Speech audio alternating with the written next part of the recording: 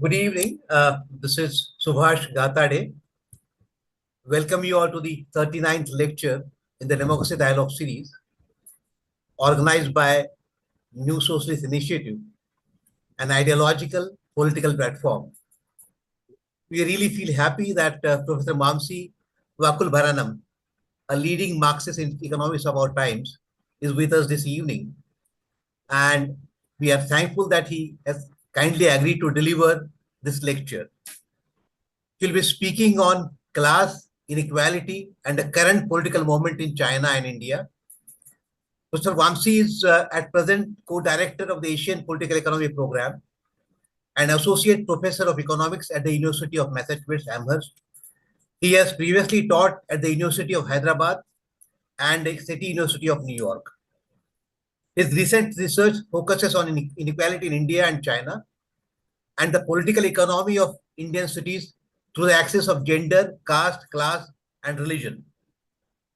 In the past, he has also worked on agrarian change in developing economies, agrarian cooperatives, and the relationship between economic development and inequality. Professor Vamsi was awarded the Amartya Sen Award in 2013 by the Indian Council of Social Science Research. The talk this evening is based on Professor Vamsi's recently published book by Oxford University Press titled Class and Inequality in China and India, 1950-2010. Friends, please welcome Professor Vamsi this evening.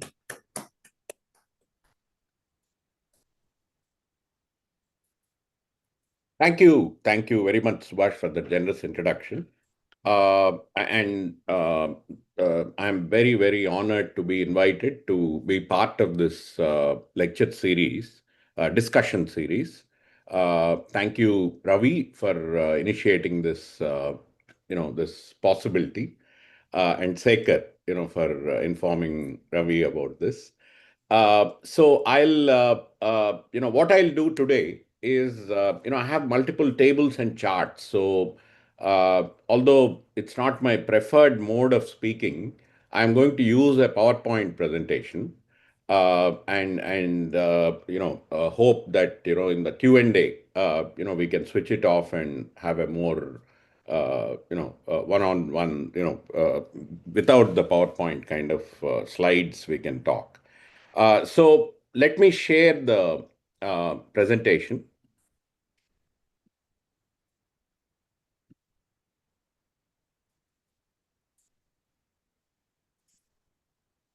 So as Subhash already mentioned, the talk is titled "Class Inequality and the Current Political Moment in China and India." I also, have to mention thanks to New Socialist Initiative, which is the organization that is organizing this entire democracy dialogue series, which is, I think, extremely valuable, for people across the country and also in different parts of the globe for people who are interested in India primarily. But in this case, we'll discuss India and China in a comparative light.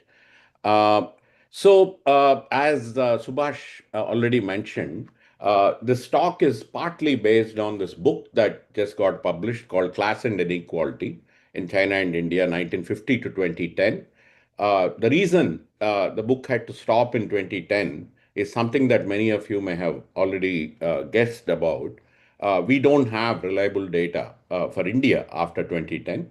China has continued to release, data on income and consumption, but Indian data, a little bit of, a few surveys have been released, but I'm not certain about their reliability. I did look at the numbers. I don't really believe, all the details. So this had to stop in 2010.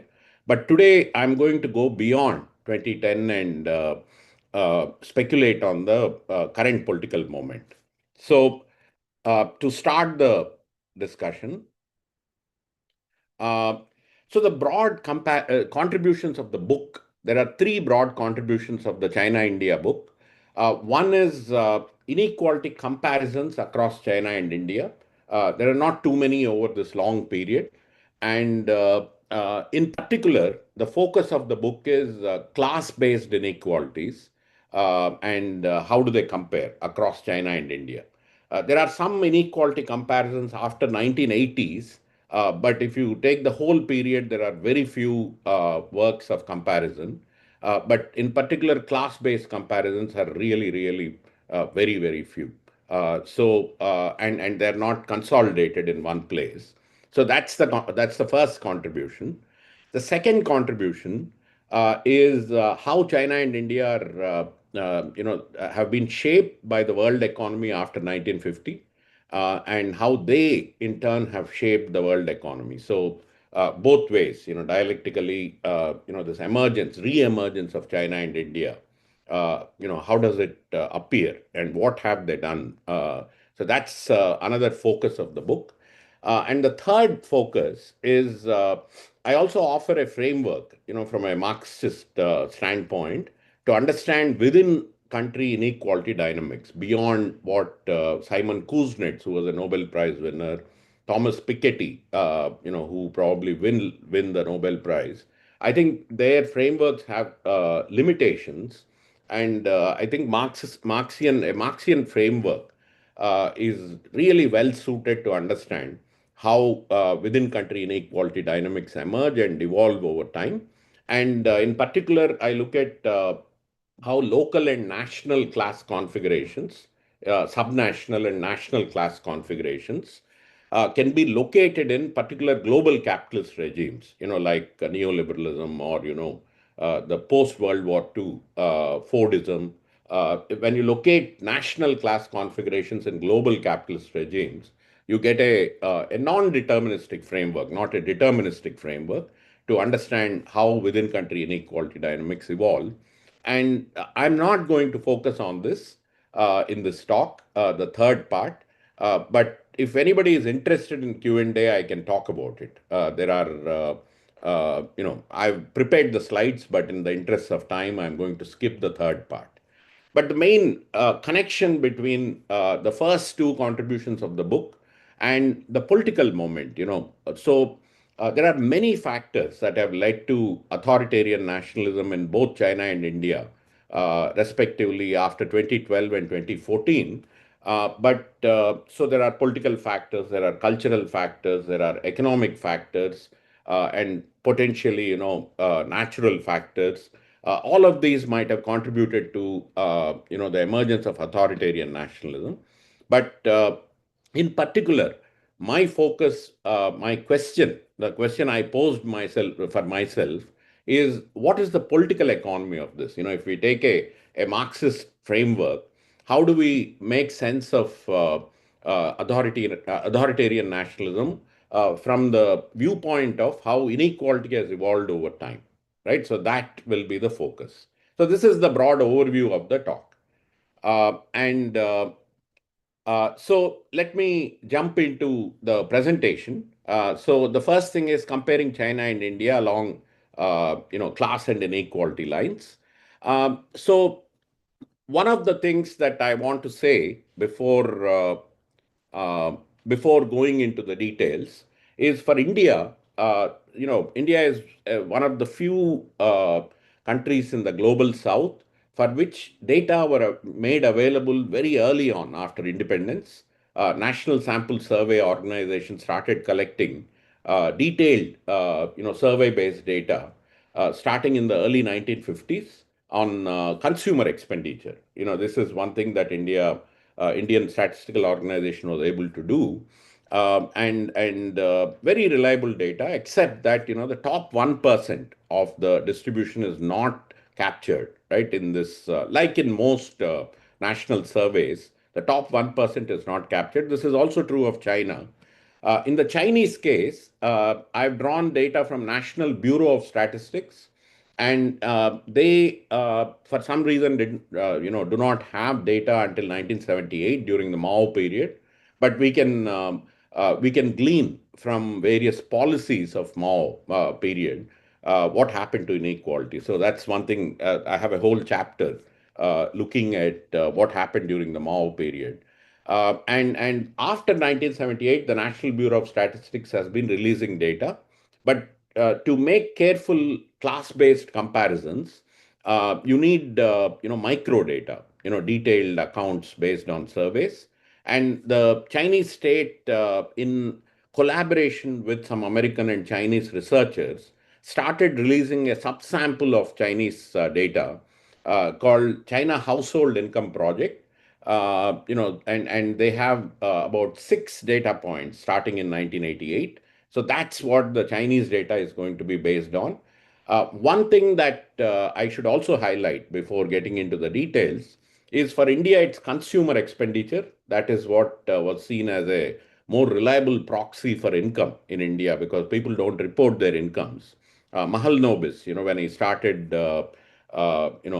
thinking about, making these surveys and, releasing the data, they did some experiments on the ground, and they found that consumer expenditure is more reliable than reported income. So we have consumer expenditure for India, and we have income for China. So they're not directly comparable, the levels of inequality, but the main comparison will be along the lines of trends. What happened over time in terms of consumer expenditure and in terms of income.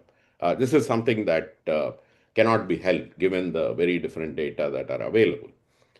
So, if we look at the Indian story, so we have data from 1951 to 2020, and so what we can say, if we look at this long-term picture of the evolution of inequality, if you smooth this, there's a lot of disturbance. It's a jerky kind of evolution.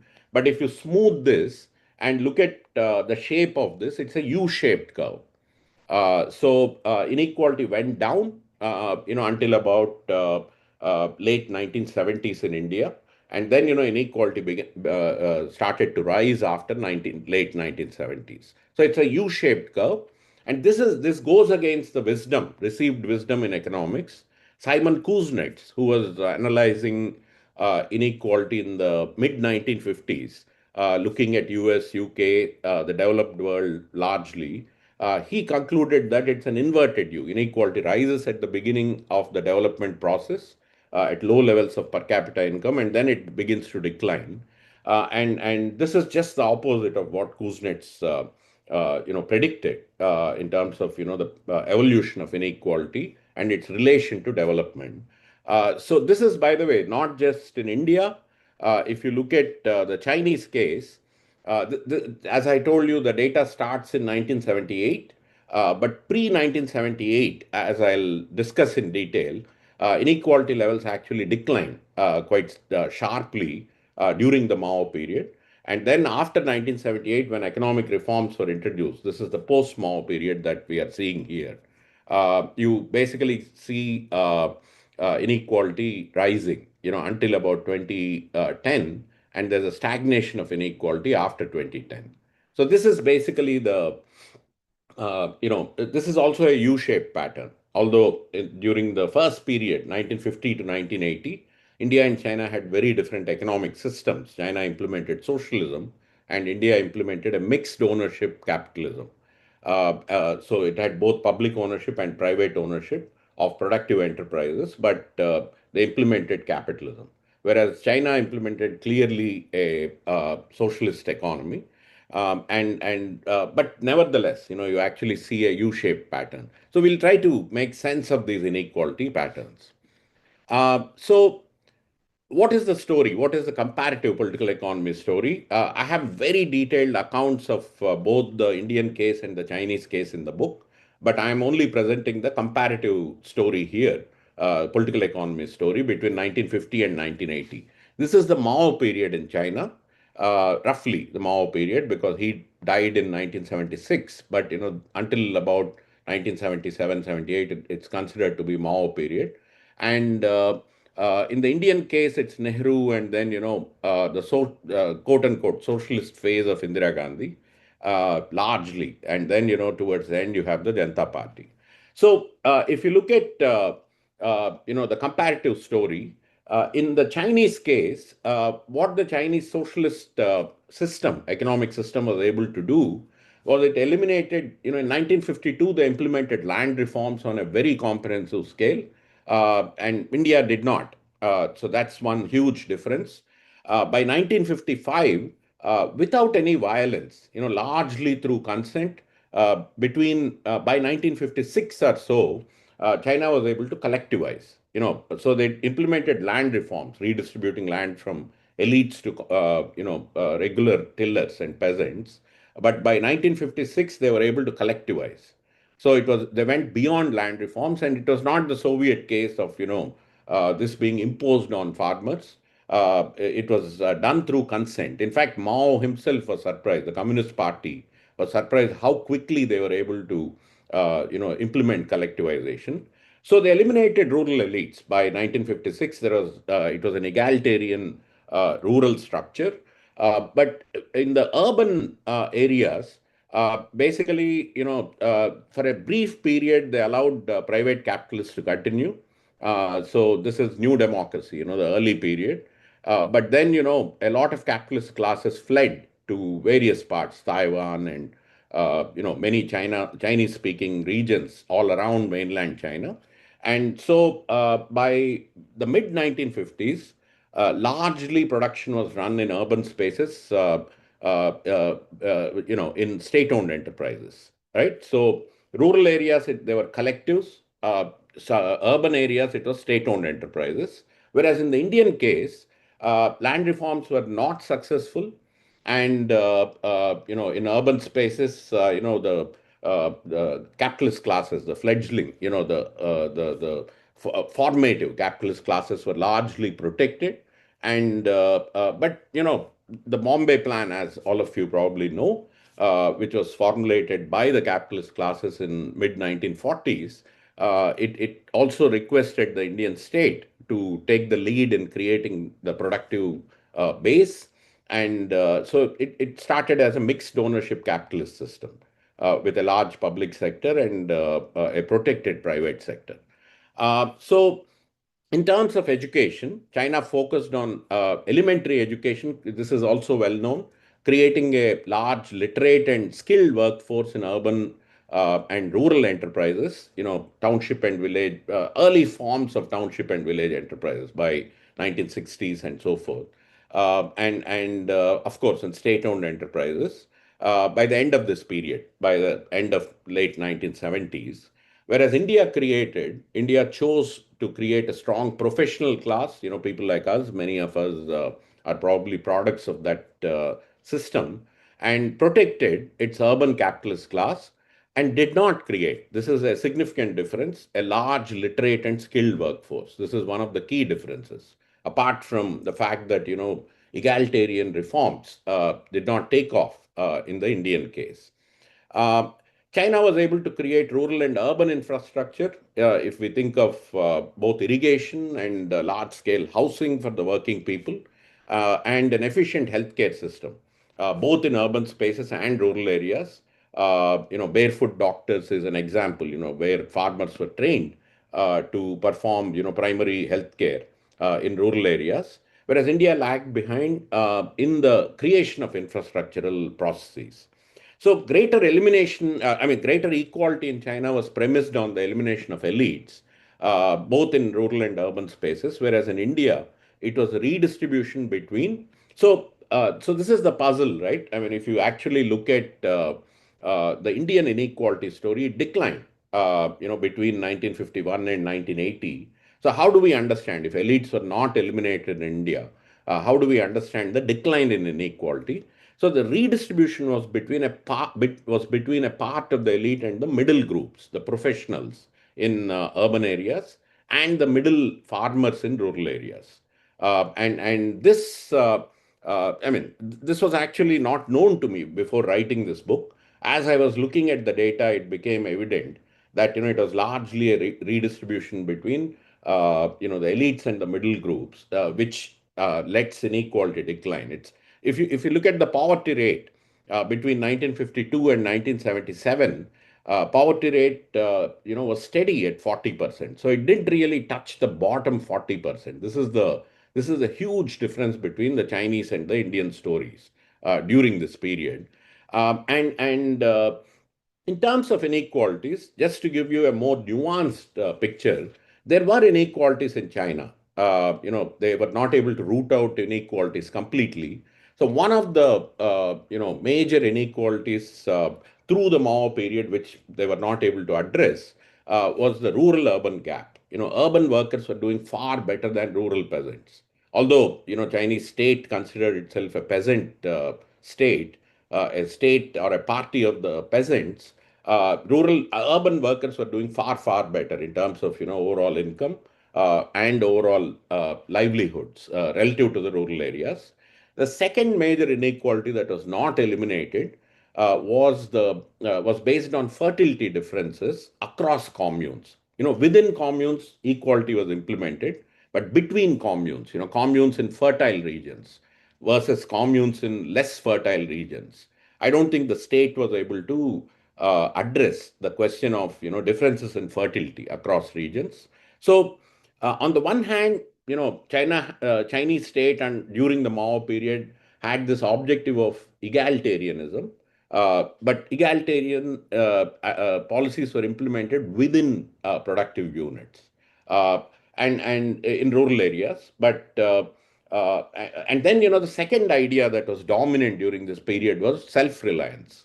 So self-reliance basically meant each commune should rely on itself largely, and that therefore did not address differences across communes. In terms of fertility differences and so forth. But on the other hand, in urban areas, China was able to create large-scale equality. They were able to equalize wages among workers in different provinces, across different regions, the coastal region, the inland region, the peripheral region, all the three different major regions of China, they were able to implement wage equality. So by the beginning of 1978, if we go back in just one second. If we go back to the Chinese inequality graph, by 1978, the red line is basically the rural inequality. The white line here at the bottom is the urban inequality, and and the black line is national inequality. If you look at the urban inequality, this is Gini coefficient, which ranges from 0 to 1. 0 is complete equality, and 1 is complete inequality. And typically, most countries, and urban and rural inequalities are range between 0.3 and 0.6. If you look at the urban inequality in China in 1978, end of Mao period roughly, it's around 0.15. This is probably the most equal urban space that was created in the whole world, after an experiment like this. So that's something that I just wanted to highlight. And then, uh, one second. I'll just stop sharing. I'm not able to see my screen. I'll share it again.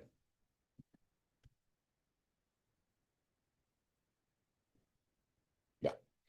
So if you look at, there's one other nuance here, which is something that you can, it's a comment that I already made, which is that the national inequality in the 1970s, early 1980s, is higher than both the urban and rural, within urban and within rural. So this is within urban, this is within rural, and this is because of the rural-urban gap, the very high rural-urban gap that persisted in during the Mao period. So coming back to the comparative political economy, by late 1970s, when China, implements reforms and India starts, Indira Gandhi in her post-1980 period, to borrow a phrase from Atul Kohli's work, implemented a pro-business strategy, and China was much more poised to take off, when reforms were implemented by the end of this period, because they created equality of opportunity. They created a strong, well-trained, largely literate workforce, healthy workforce. And I think, on all those counts, India did not succeed. So what happens after 1978, when reforms were implemented in China and India? So what happens after 1978? I mean, Indian market-oriented reforms were implemented in 91, but pro-business, slow, gradual reforms were implemented in 1980s. So that's why it's a good marker, 1980. But if you look at the Chinese reforms, initially they implemented two kinds of reforms. One was in agriculture. Basically, what they did was they kept the plan intact. The overall planned economy was not dismantled right away.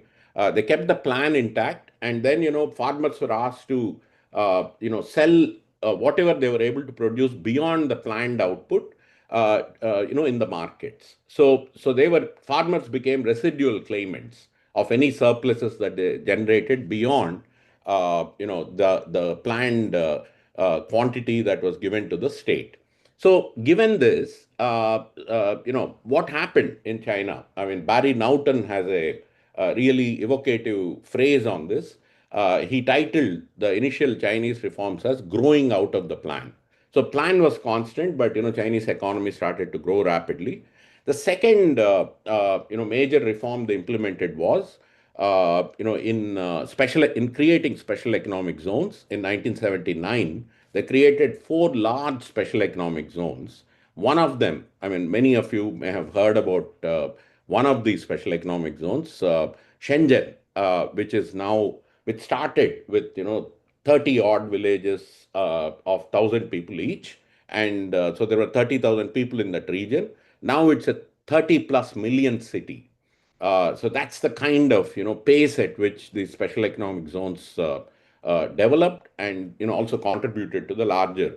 So special economic zones were spaces in which protections were relaxed, a different kind of labor laws were implemented, foreign capital was allowed to come in, and initially foreign capital was largely from the Chinese speaking regions. It was not Western capital, it was from places like Hong Kong or Macau or Singapore, Taiwan.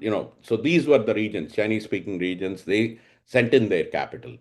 And they did not implement urban reforms until about mid 1980s, and they also did not implement a coastal oriented strategy. Mao had basically tried to create provincial equality by pushing productive activity into inland provinces. But after 1985, Chinese state implemented what is known as a coastal development strategy, and that basically was a strategy in which they began to favor coastal region over other regions, and those are the regions, river delta regions, which really started developing quite rapidly. So if you look at the Indian case, in the 1980s, you had basically the pro-business strategy. But after 1991, India started implementing rapid, market-oriented reforms. I'll talk about it in detail later.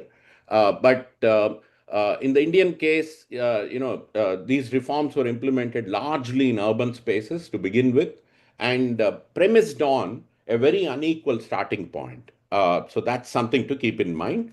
And India also implements agricultural reforms in the mid 90s. They waited for a few years because they were also afraid. The policy makers were afraid of implementing radical reforms very early on.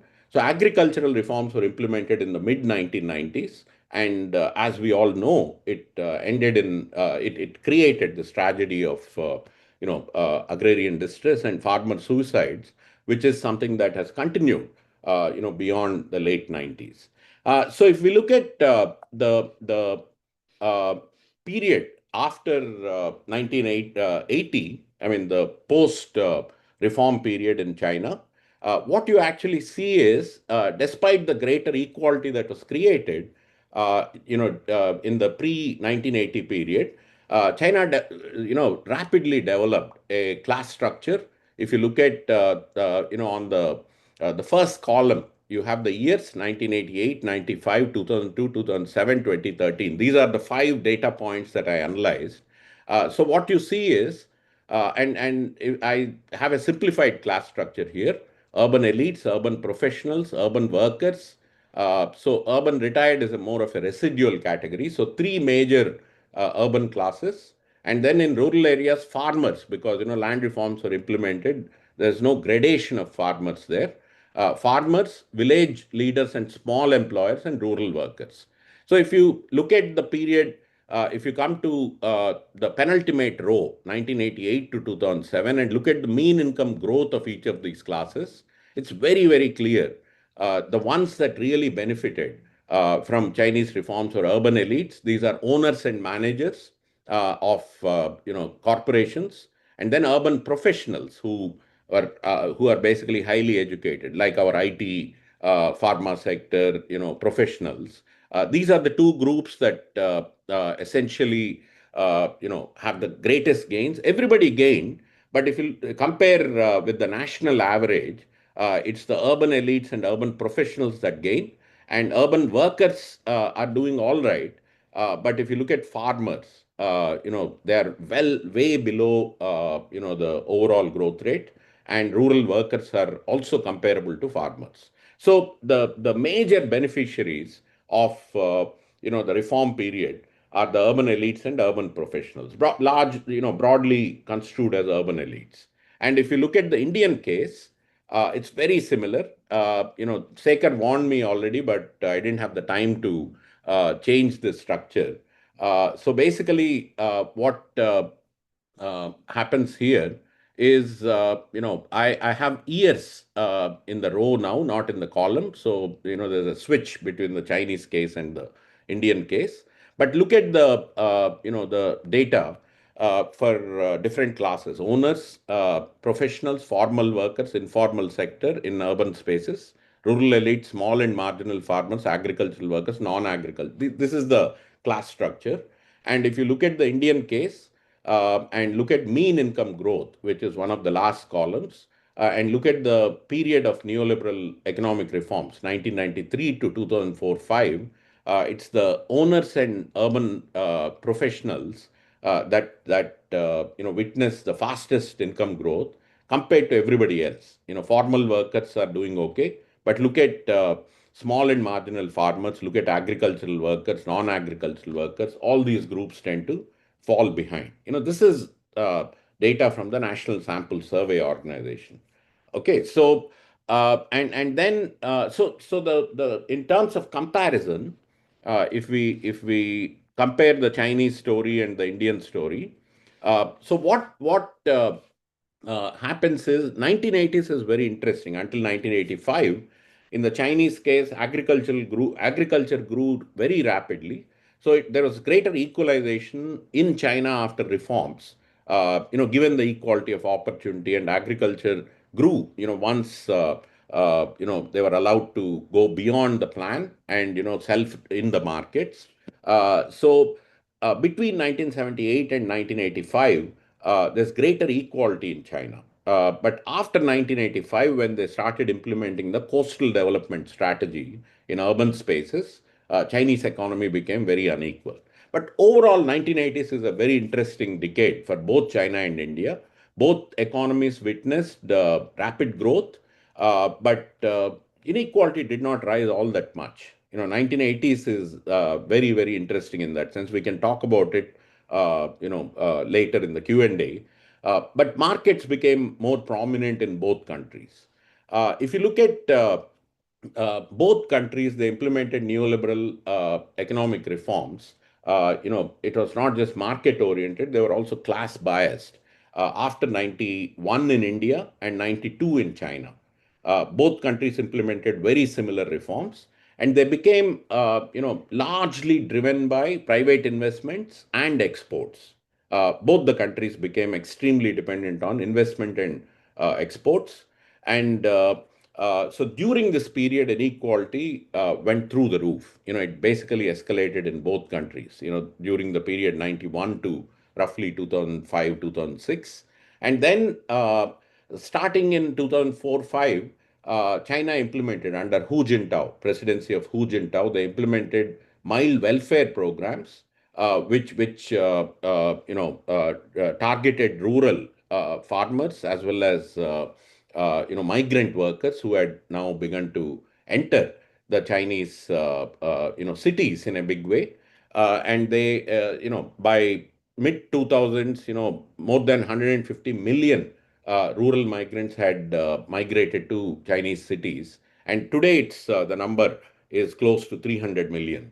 So there were huge inequalities. So during the Hu Jintao presidency, they basically implemented what is known as harmonious society, which basically meant a mild welfare orientation was introduced.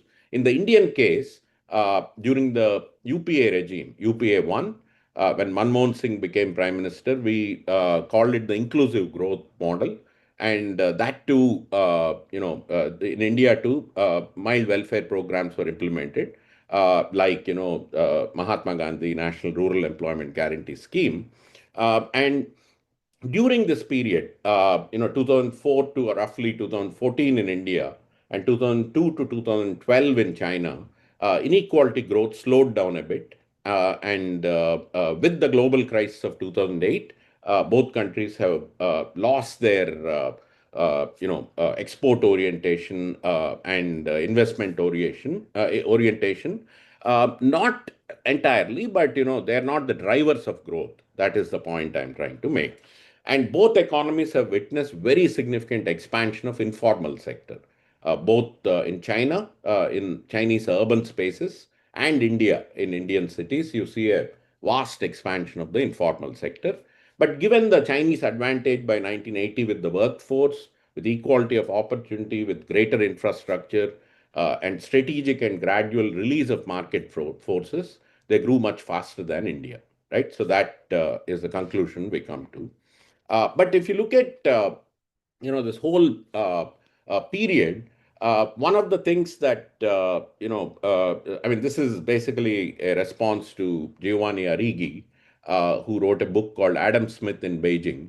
So this story is basically, if you take all the different factors in India and China, what dominates in understanding inequality?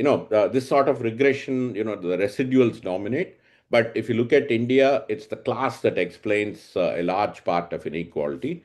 And it's if you look at China, by the end of the 2010 period, again, it's class that explains a large part of inequality.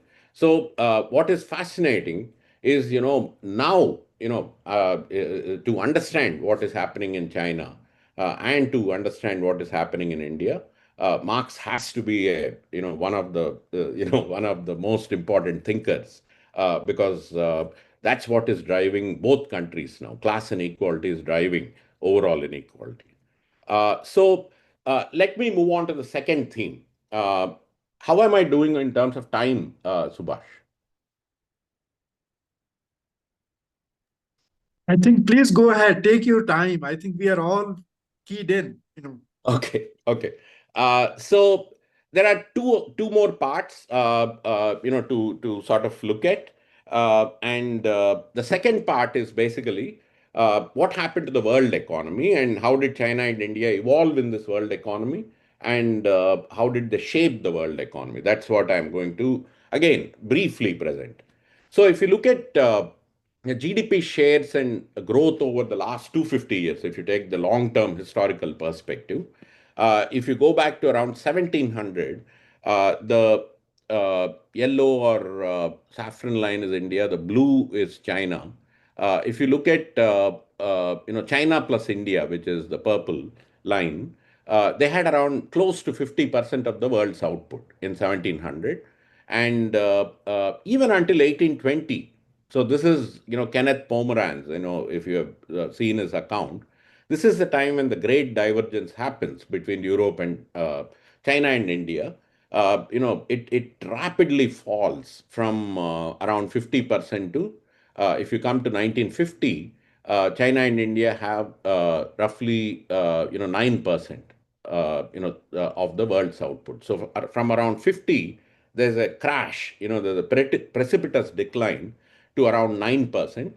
And by the end of the by 1980s, this ratio remains constant.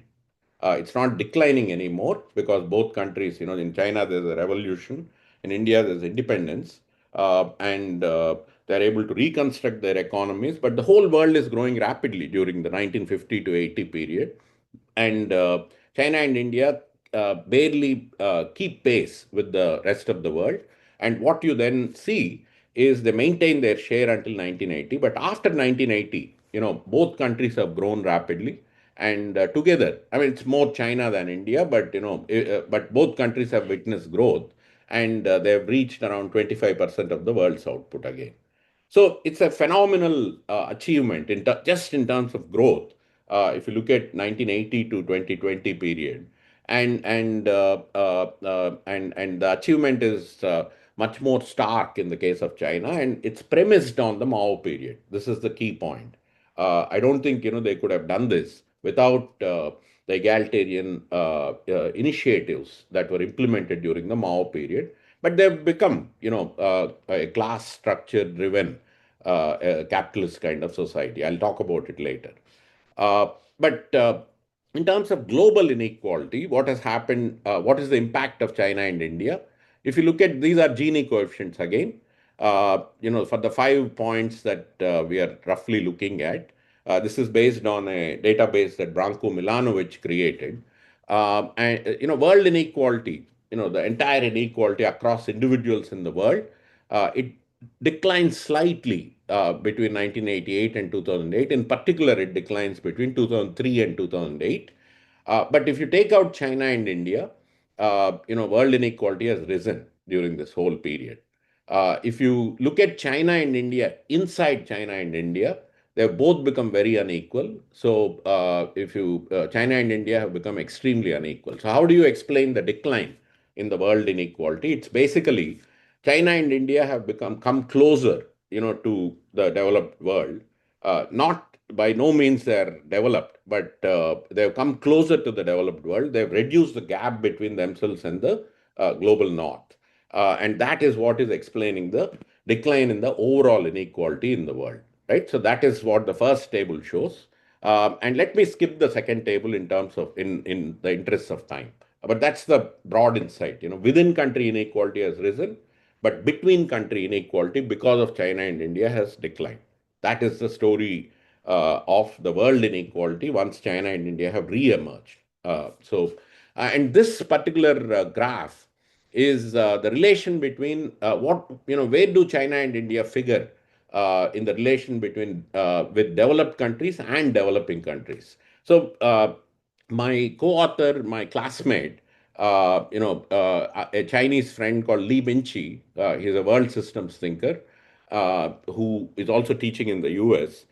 He developed, this is like the Samir Amin, net labor transfer, unequal exchange between countries. So he calculated the net labor transfer for China, and I extended that model to also look at India. So what we look at is, this red line is basically the net labor gain of the US. As you see, US is still gaining a lot of labor value, which is the basis of all value in the Marxian value framework. So US is still, making huge labor gains. China's net labor loss is decreasing, but it's still millions of worker years even today. And India's net labor loss is also declining slowly, but it's still quite a large amount.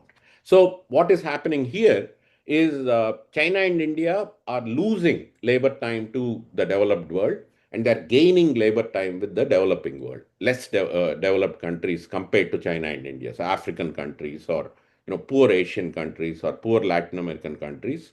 With those countries, China and India are gaining labor time in international trade, basically.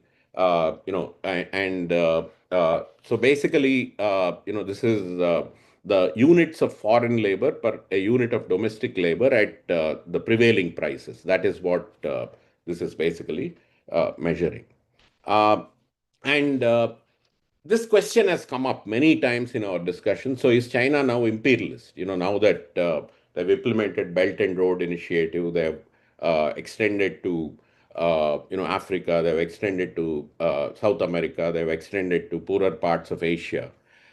So one of the things that in terms of the impact of China and India on the world economy, given inequality-inducing rapid economic growth, demand cannot be absorbed within these countries. So both economies have tended to externalize themselves.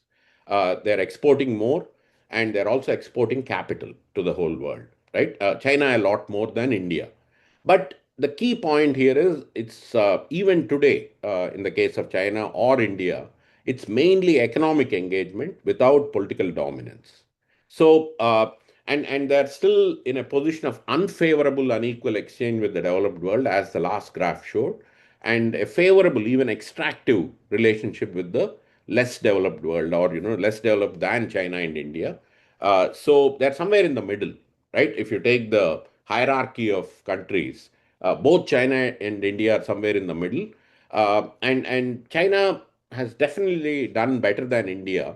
But given their political stance of not engaging with or not trying to influence largely, I mean there are exceptions, the political landscapes of various countries, I wouldn't call them imperialist. On the other hand, it in the book I argue that the presence of China, mainly, not much less India, is giving choices to a lot of poor countries, about where they can, how they can push forward in terms of their infrastructural development, or development of productive potential. So Chinese entry as a competitor to Europe and US and Europe, I think has been positive for several countries. It has given choices that, but we can come back. This is a fairly long discussion. Um, and so the last thing, which connects with the democracy dialogues aspect of this lecture series. So all this discussion on inequality, mostly within country inequality, how does it connect with the current political moment in India and China? Let me start with India. So if you look at the post reforms, post 1990 period in India, there are three broad political economic regimes in India in terms of inequality, growth, and political dynamics. So the first regime is what was implemented right after 1991. I call that ruthless neoliberalism. So there were neoliberal economic policies implemented. What was known as stabilization policies of International Monetary Fund and structural adjustment policies of World Bank, wherein domestically there was privatization, there was restructuring of the economy, divestment from public sector, and so forth. And in trade terms, trade liberalization policies, greater connection with the world economy, and but also there was a dismantling of the pre-liberalization social compact. Various welfare schemes that were implemented. For instance, various support structures that were extended to poor farmers. They were withdrawn. Gradually, but after 1995, there was a sharp decline, and this is the period. In fact, my PhD is on farmer suicides. I stayed for a year and a half in Telangana villages, and the impact of the agricultural reforms, basically falling in line with the recommendations of World Bank, had an extremely harmful influence on how people led their everyday lives. Basically, to summarize, the overall prices, output prices fell because the global economy to which India connected was going through an agricultural recession at that time. Input prices rose because subsidies were reduced in fertilizers, in selected inputs, and then institutional credit went down during this period. Public sector investment went down in agriculture. So farmers became dependent, heavily dependent on private sources of credit, informal money lenders, and that led to a really heightening, a serious heightening of agrarian distress. And in urban spaces during this period, the informal sector multiplied.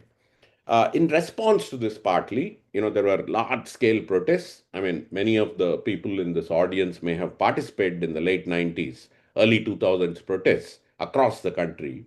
And then, what happened is by 2003, the India Shining campaign of BJP, NDA won.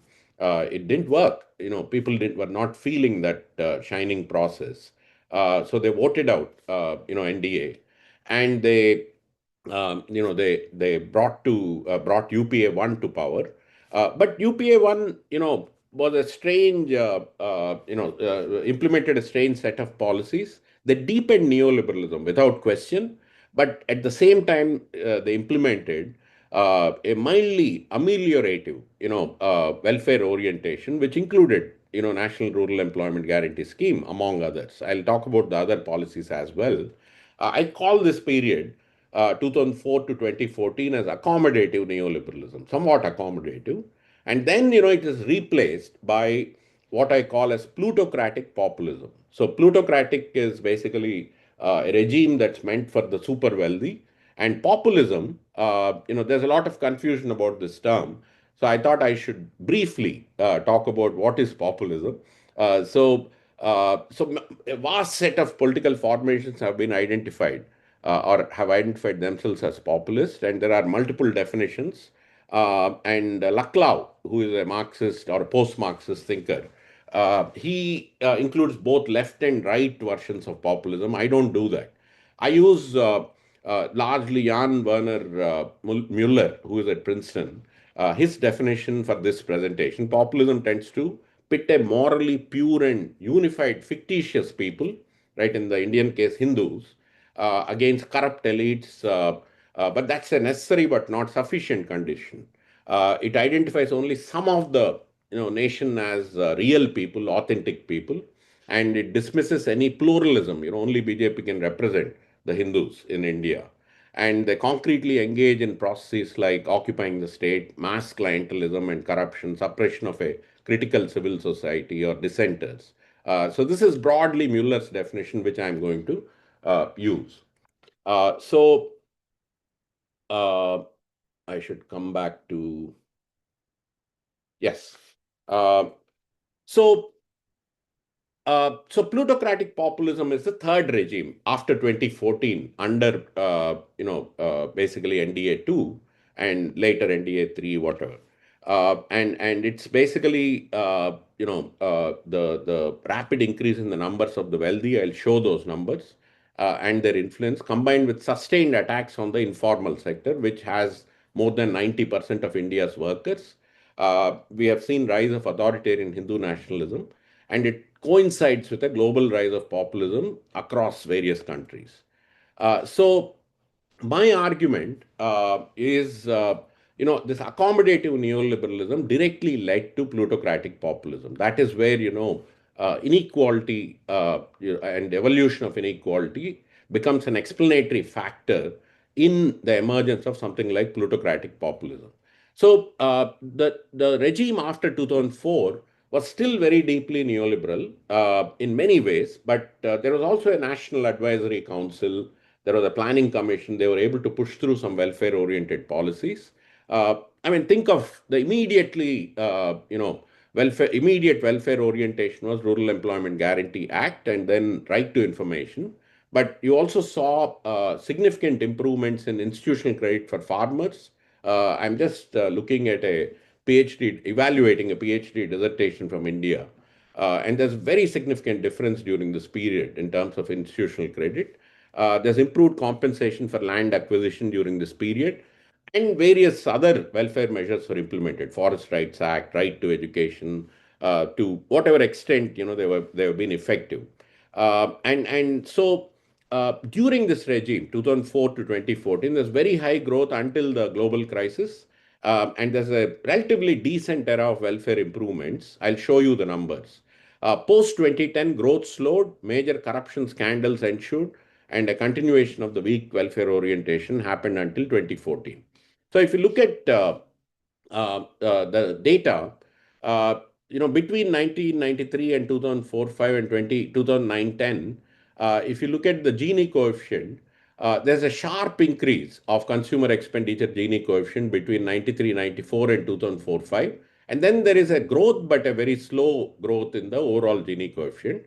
But look at between class inequality. This is the key point. Between 94 and 2005, there's a 43% increase in the absolute value of between class inequality, whereas it slows down considerably between 2004 and 2010. But so this is what the elites are responding to in creating plutocratic populism. This slowdown in the growth of inequality, that's a manifestation of the processes, the policies that were implemented. But in terms of the deeper structural inequalities, wealth inequality sharply rose between 2002 and 2012 from 0.66 to 0.74. This is a deep increase in the long-term inequality. But after 2010-11, basically what were the responses to this accommodative neoliberalism? You saw anti-corruption protests. The professional classes left UPA and went towards either AAP or BJP. Captains of industry were extremely impatient over slowdown in profitability after 2010-11. And the introduction of welfare schemes, this was openly out in newspapers and so forth. And then rural elites were unhappy with the rural employment guarantee scheme. Wherever we went, farmers would complain. These workers, landless workers, are getting very high wages. And by 2013-14, you saw an elite backlash. And this elite backlash is what ushers in a regime of plutocracy and populism. So, to kind of what is the new compact? That they promised. The new compact is, for big wealth, we'll give you profits. For professional classes, we'll give you a corrupt-free India. And for the people of the country, Achhe Din, development for everybody. And but in reality, the corporate sector was strengthened and the super wealthy, became much wealthier. I'll show you the numbers very quickly. And uh, both professionals and the top wealth benefited significantly from this. But if you look at the other side, there were significant assaults on the informal sector. It gets attacked repeatedly: demonetization, GST, COVID handling of migrants, farm laws. Take a bunch of signature policies of the current government. They attacked, the informal sector. And the pecuniary clientelism, which is the mild welfare orientation of accommodative neoliberalism, it's diluted, but it cannot be eliminated. But there's a cult now. There's a personality cult in welfare schemes, which is very visible.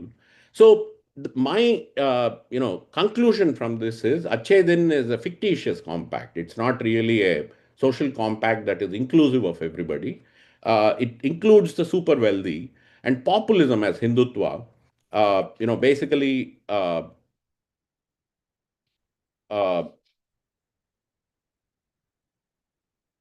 populism as Hindutva, in the Mullerian sense, is a real answer for the majority, right? So, and this is what I was saying. If you look at the Hurun list, over in 2014 there were about 100 people with over 1,000 crores in India. By 2022, during this regime, plutocratic populism, there are 1,100 people. And there were 334 US dollar billionaires in 2024 compared to 100 in 2014. So the super wealthy is doing really, really well. Ambani's wealth increased by 350%, Adani's wealth increased by 1,225%, astronomical increase, before the release of the Hindenburg report, as all of us know. There's significant data repression, so even to analyze some of these things, we don't have enough data. But if you look at health and education indicators, if you look at Human Development Index ranking, there are clear declines. So there's an underwhelming economic performance and a strong populism. Economic growth fell, compared to the previous period, 2004 to 2014. In all likelihood, there's worsening income and wealth inequality. And populism is still strong despite the improved electoral performance of the opposition. So if we move to China, and I'm moving towards conclusion, I'll finish in 5 to 10 minutes maximum. If you look at China, there are four political economic regimes between 1978 and 2025. It should be four here. The first one is a market regime. They introduced markets. It was not capitalism. They basically introduced markets in the Chinese economy. And as I mentioned, they were equalizing until 1985. And after the coastal development strategy was implemented in 1985, it was disequalizing. And overall, this period, market regime period, was broad-based growth. But then it led to various contradictions and also, in economic terms, significant inflation by the early 90s. So they also implemented a ruthless neoliberal economic set of policies between 1992 and 2005. In the span of 5 years or 6 years, between 95 and 2001, they retrenched 50 million workers from state-owned enterprises. And so during this period, class-based inequalities rise rapidly. Migrant workers increase vastly in urban spaces. There's rapid growth of the informal sector in urban spaces. And then they implemented, during Hu Jintao and Wen Jiabao, they implemented an accommodative neoliberalism, what was known as the harmonious society. Rural welfare and migrant welfare improved marginally, while the economy grew quite rapidly during that period. And then the economy begins to slow down, after 2011-12. And Xi Jinping, the current president and the general secretary of the Communist Party, he begins to, implement very different kinds of policies, not in the economy, right? The economic policies are still neoliberal, but the political, structure changes quite rapidly. This is to partly account for the decline in the growth rate of consumption, which was a major legitimizing device in China, until that period. So nationalism and an authoritarian form of nationalism takes over. So the current regime in China is broad, like in India, it's plutocratic populism. It's a little different in China. It's a reform neoliberalism combined with authoritarian nationalism. So growth slows down after 2010, but inequality doesn't reduce. It's high, but it remains stagnant. And look at the number of billionaires. From 271 billionaires in 2010, China has now 814 billionaires, and it's the country with the highest number of billionaires, higher than even the US. So that's, the top wealth has grown very significantly. And post 2012, when Xi Jinping came to power, he concentrated and centralized power in the party state apparatus and in himself. He's also a major, has created a major personality cult. I don't see a major shift in economic policies if you do a careful analysis, but there are legitimacy campaigns. There's large scale anti corruption campaigns that were implemented, including the supervision law, which is very, very significant in terms of the powers that are given to the president and the top Politburo and so forth on how to counter corruption. This is primarily a legitimacy campaign. And there's also an increased ideological control over the military. The People's Liberation Army, Xi has declared himself as the commander-in-chief of the Central Military Commission. So the political apparatus and the military have come much closer, and Xi Jinping in particular has become much more central. There's a broadening of the concept of national security. This has also happened in India. There's a crackdown on dissenters as seen as threats to national security. Labor protests have been quashed. Student protests in favor of informal workers have been repressed. In fact, at UMass, we have a Marxist economics program. We offered PhD admissions to three Chinese students, and Chinese government didn't send them. So we had to rescind. I mean, we had to basically admit other people because they just did not. They were not allowed to leave the country. Academic freedom index. I mean, you can look at multiple indexes during this period. There's much greater repression after 2012, and this also manifests in the term limits to presidency. There are no term limits now. So overall, there's a nationalism plank. The China dream, rejuvenation of the Chinese nation is a broad model. You see a significant Han centrism. Han people, they are the most important, 95% of the Chinese population. Religious minorities have been repressed. And in areas like Tibetan Autonomous Region, Urban spaces like Lhasa have seen a sharp increase in Han people. This is an attempt to, persuade the Tibetan people to get closer to, the mainland Chinese ideology overall. But it's still a minority. It's a small minority, Han population. Overall, it's a reform neoliberalism combined with much greater ideological push in terms of Chinese nationalism. Capitalist class structures have perpetuated, but the difference, I think, between China and India during this period, by the end of this period, is the urban capitalist classes dominate and direct the Indian state policy. I think the state in China has an upper hand, vis-a-vis the urban dominant classes, capitalist and professional classes. In the last period, I think in the previous period, it was the capitalists and professionals who dominated. So to conclude, so post 2010, in India, neoliberal capitalism has evolved into plutocratic populism. So unlike the Bombay Plan movement, where even the capitalist classes agreed on a class compact, that works for the whole country, in Indian elites are unwilling to accommodate the entire population. So populism emerges to offer a social compact in the form of a narrower form of an authoritarian conception of nationalism. It's majoritarian version, which has always been a constant lurking shadow of the great Indian experiment with nationalism, with diversity and anti-supremacism of the nation state, right? So of Indian nation over other nations.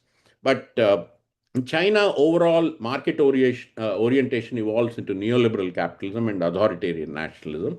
Party and Xi Jinping have continued with neoliberal policies. Chinese capitalism also has its own momentum. But the slight edge to the Chinese state and Xi Jinping at this point in time. Class compact, there is a class compact which produced a weak welfare regime with a strong ideological push towards authoritarian and aggressive nationalism. So three major responses from China and India to vastly heightened inequalities. This is the last slide. They've offered weak welfare regimes. There's a strong tendency to externalize their economies, which I still think is not imperialist in both cases. China's Belt and Road initiatives. Initiative is a very systematic initiative which has taken China to different parts of the world. India has also expanded, but less systematically. Both countries have also moved towards authoritarian nationalism. I think these are the three major responses from China and India to vastly heightened inequalities. I end the book with this, to really offer, it's not about whether China will become hegemonic or, top of the global order or the hegemon, the new hegemon. How does it matter if it's the same thing that they are going to transact to offer a real global alternative world order? Both countries need to address a constitutive triad. I mean, this is not piecemeal, but they have to think about three things simultaneously. How do we think about technological innovation? How do we think about climate change? How do we think about inequality reduction in a constitutive way? And how do we move away from, if you want to really offer an alternative, you can't do it within the European system. I think Chinese and Indian growth is very much within the European world system, and that has to be broken. So that's how I end the book. So thanks very much, and I look forward to the discussion. Thank you, Vamsi, for this very lucid and thought-provoking presentation, and unpacking many complex issues before us. So I know that there must be many queries and comments from the participants. So before they share their queries, I will request my friend and comrade Ravi to share a few comments, and then we can start. Yeah. Ravi, please. Thank you, Subhash, and thank you, Vamsi, once again so much for accepting our invitation. Also, once again, thanks to Shekhar to let us know about your book. We should have known better. So thanks once again for accepting our invitation and for such a informative, lucid, thoughtful talk. As Subhash and Bhargav pick out questions from the audience, or there are many luminaries also in the audience. Um, let me just start the discussion with one general question. By the way, Sudipta Kaviraj, Professor Kaviraj was here. I think he has left. I hope he bears with me.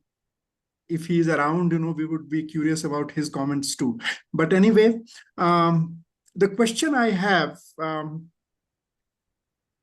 to start off the discussion is the interaction between, if I may say, inequality that you have dealt with at greater length, and growth on the other hand. I know both these things, inequality and growth, are very complex, multi-causal things. But is there a robust way of seeing some kind of correlation between inequality and growth? The reason I am asking this question is that a very significant part of our left movement thinks that capitalist restoration happened in China in 1978, under Deng Xiaoping's leadership. Now we critique that, whatever has happened since then. But I guess we also have to answer the question that, are we saying that the Mao period, which laid the foundation for whatever we claim, laid the foundation for whatever happened in China later, if Mao period itself that period would have continued, would China see still similar growth that it saw in the Deng period? Okay, so the question I have is that, should we forget about growth and we just we Marxists, forget about growth question and just focused on equality? Should we ignore the fact that a rapid growth in China has been able to pull an enormous, very large population out of poverty? So you see two facets of the question. Could Mao period, after having laid the foundation and created a kind of equality, especially equality in the rural areas, now it was ready to launch into a rapid growth? Or in order to launch into the rapid growth, Mao philosophy had to be thrown away, and Deng's philosophy had to come in, and only with that rapid growth, China could hope to pull hundreds of millions of people out of poverty. So how do we Marxists explain this? How do we make some kind of understanding of how to balance these two aspects, inequality and growth? Do you think the capitalist restoration took place in 1978 and capitalist restoration was responsible for rapid growth? Or could there be socialist examples, genuine socialist examples, which, while reducing inequality, could also give very rapid overall growth rates? So, so there are, several questions here. The first question is, relation between inequality and growth, I'll come to it in 1 second. But Mao period, would China have seen, higher growth if they had continued, with similar policies during the post-Mao period? And so let me start there. So I think there were multiple sets of policies during the Mao period. I don't think there was one consistent set of policies. If you look at the 1949 to 1957 period, it was more central planning. They were influenced heavily by the Soviets, and Soviet planners had played a very important role in creating in creating a growth path, after almost 100 years of negative growth in China. Chinese Communist Party led, economic policies led to, very stable growth patterns. Mao wanted to change course in 1957, and, this great leap forward. This is a huge controversy about the Mao period. So there was an attempt to decentralize very significantly and take China on a rapid growth process. And the famous comment that Mao made, in 10 years we want to equal Britain in terms of steel production. So that was an ambitious and also an attempt to go beyond the central planning model of the Soviets. And I don't think that policy worked very well. It led to, among other factors, it led to the Great Famine, which was a huge tragedy. A lot of people died during that period. And then right after that, you actually saw the contest between the capitalist roaders and the socialist roaders. And Deng Xiaoping and others came to the fore in 1961, and they implemented, what would then be implemented again after 1978. And then you have the Cultural Revolution period, right after those policies are questioned. So what I'm saying is there was no consistent economic model at work through the whole Mao period. There was a strong desire to create egalitarianism, which to a large extent was done. There was a desire to create self-reliance within communes and state-owned enterprises, and for China as a whole.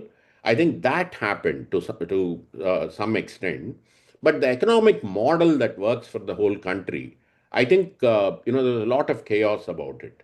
So when you ask the question, Ravi, what is the would such policies could such policies have continued? I actually don't see one consistent set of policies through the whole period. I think there were different sets of policies. In fact, including what resembled the post 1978 period during what we now call as the Mao period. So what I summarized is the cumulative impact of all those different sets of policies. So that raises a question. Were there some set of policies that could have been implemented from the Mao period, which could have led to higher growth in China on a sustained basis? So let me take the question of, post 1978 reforms, which is another question you raised.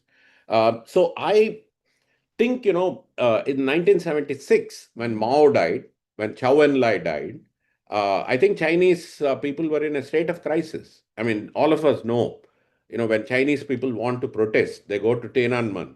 And now that is prevented, But 1976, when Chou Enlai died, when Mao died, large numbers of Beijing residents went to Tiananmen and refused to go away from there. There was a sense of unease that something had to change in China, and so implementation of market-oriented policies after 1978, I don't see that as capitalist restoration. I actually see that as entry of market forces. And if you look at the period 1978 to roughly 1985-86, there was greater equalization in China. So it's only after 1991-92 that China starts becoming capitalist the way we now understand it. I think the first decade was not a capitalist decade after reforms. And that's the reason why I said we should think about 1980s more carefully, both for India and China. India did not implement wholesale market reforms.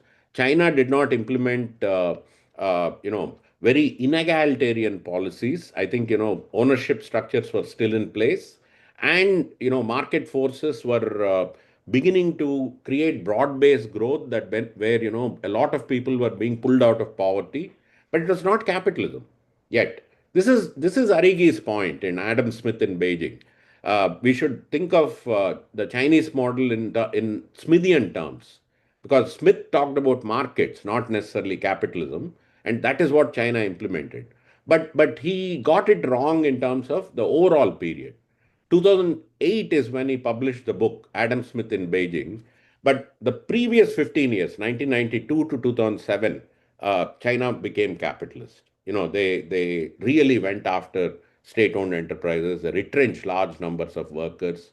So there was a viable model at least for a period, when, without creating much higher levels of inequality, China was able to witness growth with egalitarian ownership, with broadly, with a broad-based growth.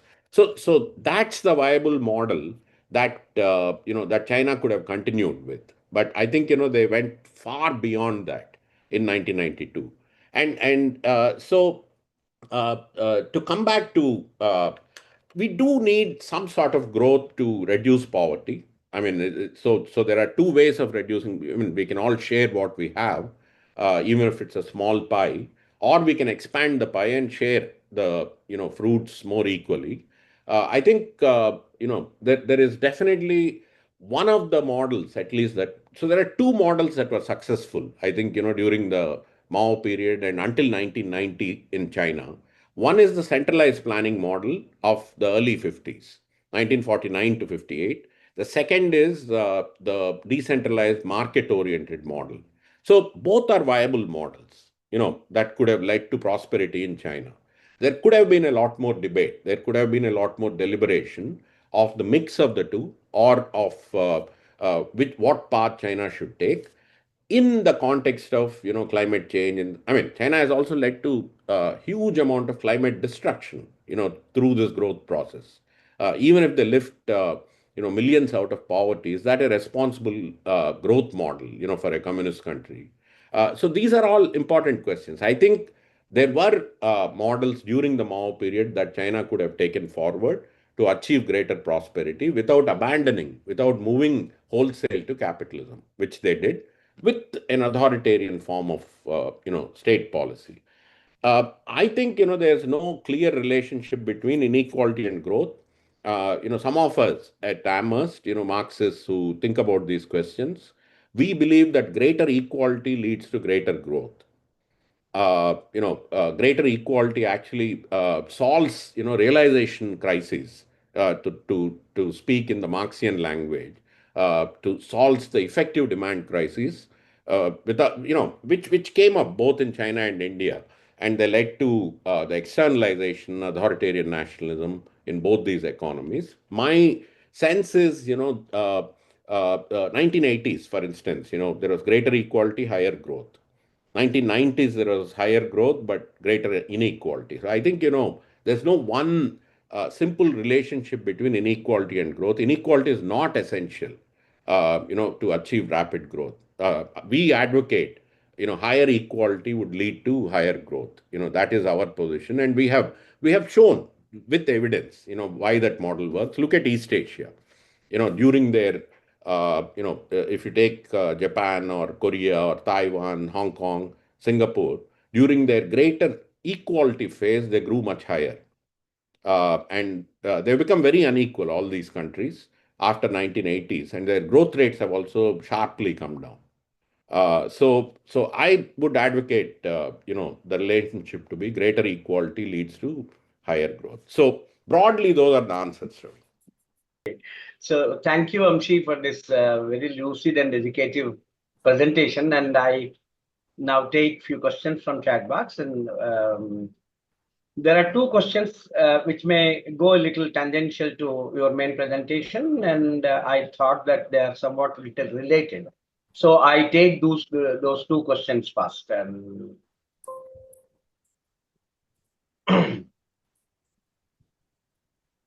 These are the two questions from one Mr. Virinchi and Anand.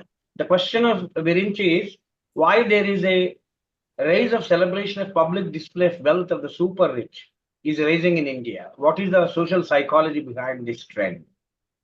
And another question by Mr. Anand is why there are not much corrective measures being made in spite of evident inequality. Has it been wholly because political indifference, or there are other factors? These are the two questions. Okay.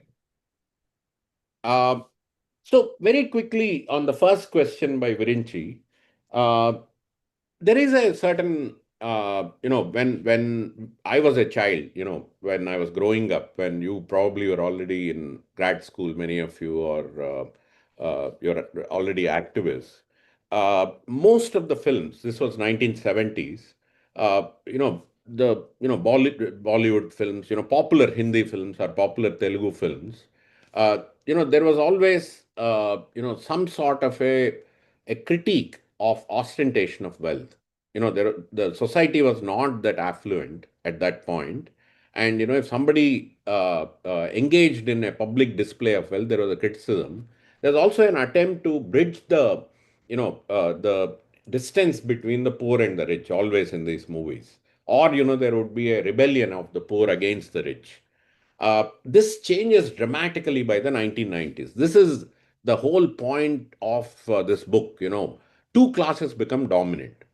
So earlier there were three dominant classes in India: urban capitalists, urban professionals, and rural rich. Call them landlords or rich peasants. People vary in the way they identify that class. I think by 1990s you have two dominant classes. These are urban professionals and urban capitalists, and the rural elites in a large part of the country, both Western India and South India mainly, but also Delhi and some parts of the north. You basically see rural elites urbanizing themselves very significantly. They've moved to urban spaces. I mean, this is the new elite, from agriculture. The new elite came from agrarian, surplus making classes, right? So across Western India and Southern India. So the urban elites become dominant and they become extremely confident that, there is no opposition really from all the other classes. So ostentation, so a part of our society has become extremely wealthy, as the Hurun list show. And they believe they have complete protection against, for any excesses that they show. And that, so it's the emergence of a certain class structure in India. But this is also true in China. There's a vulgar display of wealth in the Chinese context as well. In big cities, you actually see, extremely, extremely costly automobiles on display. And in both cases, I think, it's the class structure, the significant transformation of class structures in these societies that allows the elites to display that kind of confidence. So we can continue, but that is my short answer to that question. And the second question is, why are corrective measures not being taken? I think, both states are, they are not, oblivious of legitimacy. I think Indian state wants legitimacy. Chinese state also wants legitimacy.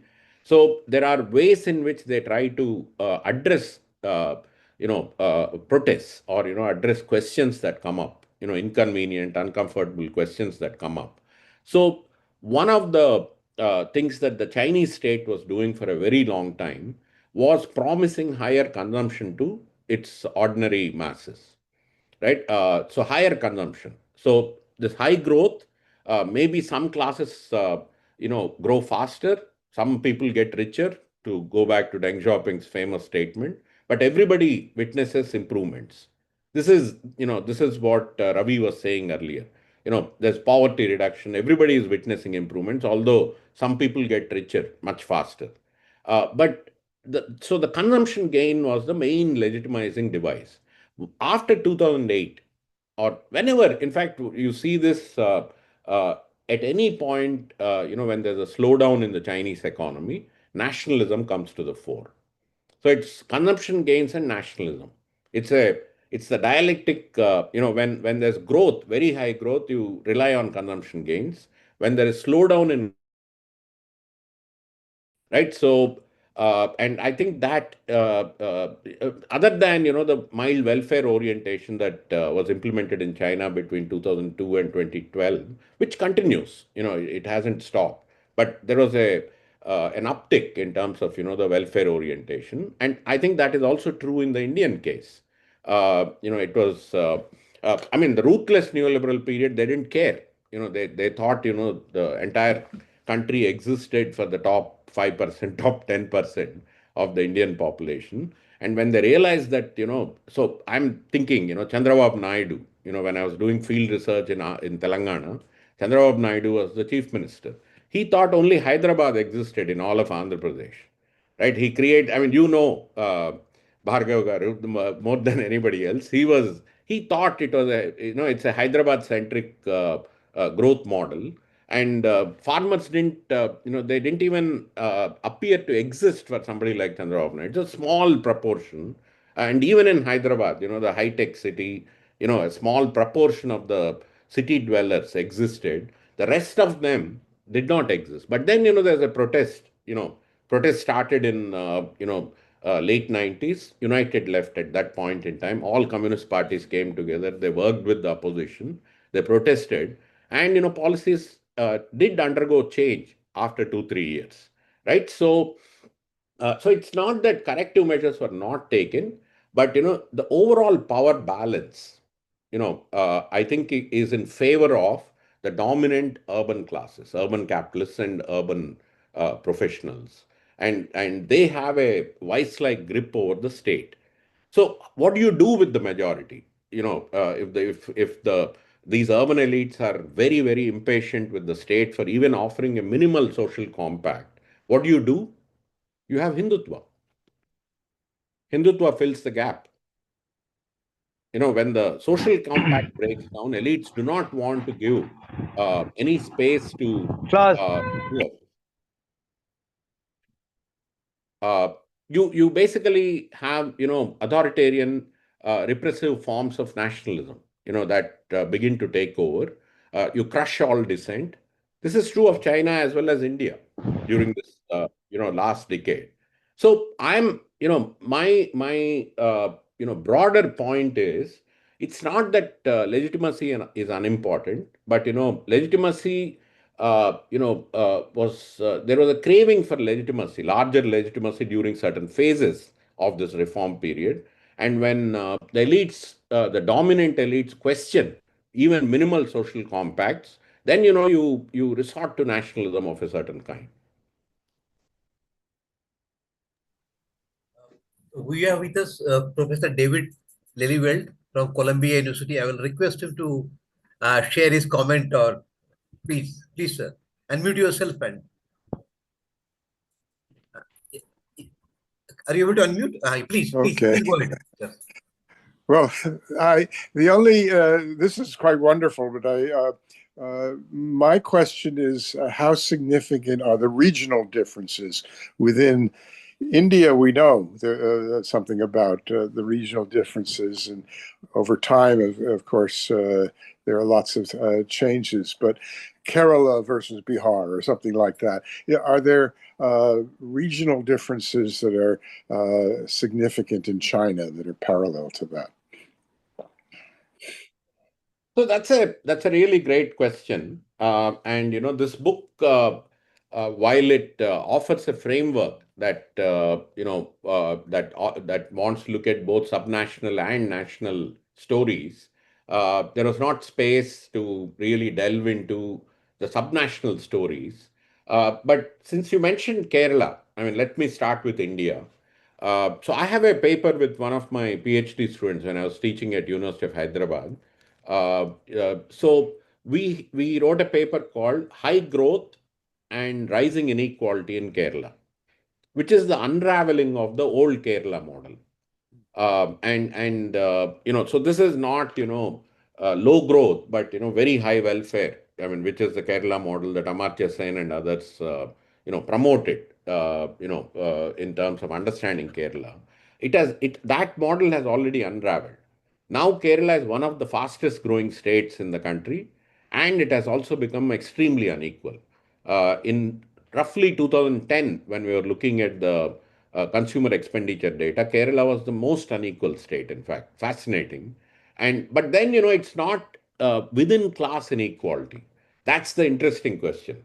It's not the distance between classes that drives inequality in Kerala. It's basically the remittances that come from the Gulf, which create, so the typical Marxian story, capitalists, workers, or, farmers, rural employers, landless workers, rural non-agri. it doesn't follow that pattern. Kerala is a little different compared to the national story. So it's basically remittances from the Gulf that are creating, a huge set of inequalities, which are spatial in nature, which are also intra-class as opposed to inter-class. So there are significant regional differences in India, but the broad story that inequality is rising is also true of Kerala, as it is true of Andhra Pradesh, as it is true of Western India, South India broadly. So Kerala exceptionalism during neoliberalism has declined, like the Scandinavian exceptionalism during neoliberalism. So, I mean, those are the comparative stories, Scandinavia and Kerala, with very good, solid welfare policies from all social democratic policies or pro-left kind of policies. And I think that exceptionalism has reduced. That's what we had observed. I'm assuming that continues. So, while there are regional differences, the diversity is significant, there's also a reduction of that regional diversity in terms of the overall growth models that were adopted and also inequality evolving processes that manifested as a result. And I would say this is also true of China. I think uh, you know there was a very significant regional inequality that emerged in China. Right after the reforms were implemented, post 1985. In the next 20 years, the coastal region surged ahead compared to the central region and the western region. And the central region and western region began to catch up a little bit after 2008. But there are regional differences in terms of the levels of growth, the growth rates basically. But the differences are not in terms of the qualitative distinctions of the models that were adopted. So there are differences in growth rates, there are differences in inequality levels within each province or within each region, but it's not a qualitative distinction between, there's an egalitarian province here and there is a neoliberal province there. I think uniform, policies, uniform policy landscapes were created in both countries. That doesn't take away regional differences in terms of what manifests. Bhargav, please. Yeah. There is a question from Srinivas Maddali. When many countries who are technically placed at top positions with respect to GDP are in a race to occupy rank in the global market, how can the namesake welfare measures take care of reducing inequality? Can politically nationalism and economically communism or socialism could be a solution for having best of the both, integrity and prosperity? Could you please repeat? The question was not entirely clear to me. Let me listen to it once again. Yeah, but there are two parts to this question, or there are two different questions. First question Okay. is, when many countries who are technically placed at top positions with respect to GDP are in a race to occupy rank in the global market, how can the namesake welfare measures take care of reducing inequality? Maybe he means international inequality. And second part of the question is, can politically nationalism and economically communism or socialism could be a solution for having best of the both, integrity and prosperity? Integrity That's and what. Socialism and nationalism. Politically nationalism and economical policies by socialism. Is it the combination that he wants to know? Combination, would it lead to what? Yeah, I request Maddali Srinivas to reformulate his question so that it can be accessible to the speaker. Then I'll go to the next. Vamsi, you want to answer? No, does it mean inequality or integrity? That is what I was trying to. Yes. Okay. So I request Srinivas to reformulate the question. So I'll just go to the next questions. okay. There is a question from Malati Palla.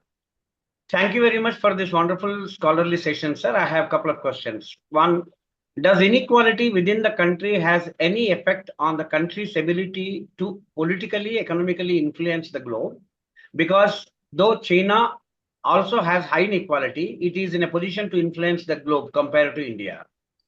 Second question is, did early intervention into agricultural reforms by China had a significant impact on inequality compared to India? Third is, should India learn from how China dealt with the unemployment after the huge retrenchment of state workers? Fourth one is, finally, compared to China, India is What more is the third one? diversified. Third one, Bhargav. Third one is, should India learn from how China dealt with the unemployment question after the huge retrenchment of state workers? Fourth one is, finally, compared to China, India is more diversified and has diversity in terms of inequality too. For example, caste system, etc. Do these factors make it more difficult for India to deal with inequality? Great questions. Let me start with the first one. So let me interpret it like this. Within country inequalities, do they influence the globe? And China, although it has higher within country inequality, has greater influence over the globe. See, I'm not. I don't think there's any relationship between how unequal a country is and their global influence. If you look at African countries like Botswana, they're extremely, extremely unequal. And if you look at South American countries, they're extremely unequal, both in wealth terms and income terms. I don't think they have a significant global influence. But what within country inequality does in a large country like China or in a country like India is, there is no adequate demand that is created within the country. So these countries have to necessarily externalize themselves. So externalizing could mean, three things. It could be, product market externalization, that is trade in terms of, exporting goods and services. It could be labor market externalization, exporting workers to the world, or it could be capital market externalization, which is exporting capital to the world. And what has happened in the case of both China and India is, as within country inequality rose in these two countries, tended to externalize themselves on all these counts, in labor, in capital, as well as in products. And labor market, as all of us know, there are significant structural limits to how much externalization can happen. Very small proportion of the total, I mean, the international migrants are a very small proportion of the total global population. So labor markets are never allowed to fully liberalize themselves. But capital markets and product markets, they have become, heavily externalized for both these countries. And this has also meant, even China with its systematic Belt and Road Initiative, has tended to establish spheres of economic influence. I mean, it's become very extractive vis-a-vis Africa, South America, in terms of raw materials, resources, and so forth. But it has also, established itself, as an economically dominant player in these countries vis-a-vis, US or Europe. So in that sense, they have the potential, to influence the international order. I think, that is what is also pushing back this country right now in the trade war that's happening, that Trump has initiated, over the rest of the world. So it's not that within country inequality has any correlation, but large countries with very high within country inequalities are forced to externalize themselves. Uh, I mean, early intervention in agriculture definitely had a very, very positive impact in China. I think farmers benefited hugely. Terms of trade, agricultural prices improved tremendously. And China also used high yield variety seeds and more efficient inputs, to bring out higher output in the late 70s and early 80s, and that led to the vast creation of rural non-agricultural enterprises in China, and these are known as township and village enterprises. In fact, in the late 80s and early 90s, half of China's exports to the whole world came from rural non-agricultural enterprises, which was remarkable. The way they so these are small enterprises that grew out of village collectives, village communes, and they were largely communally, I mean, collectively owned. And only in the 90s, this is something that I talk about in the book. There's a privatization that occurs, among these township and village enterprises. But largely, it's the creation of village communes, and that led to the initial spurt in Chinese growth. Uh, should India learn from about unemployment from China? I don't think India, retrenched 50 million workers, but definitely not that lesson. Whatever is left in the Indian public sector, it should be defended, it should be protected.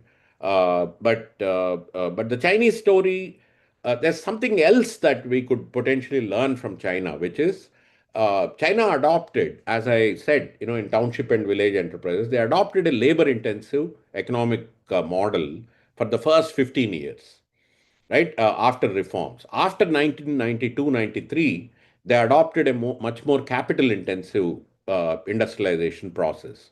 But labor-intensive model continued, on one side, and what India can very well learn from China is, we have a large number of workers. We have a huge labor force.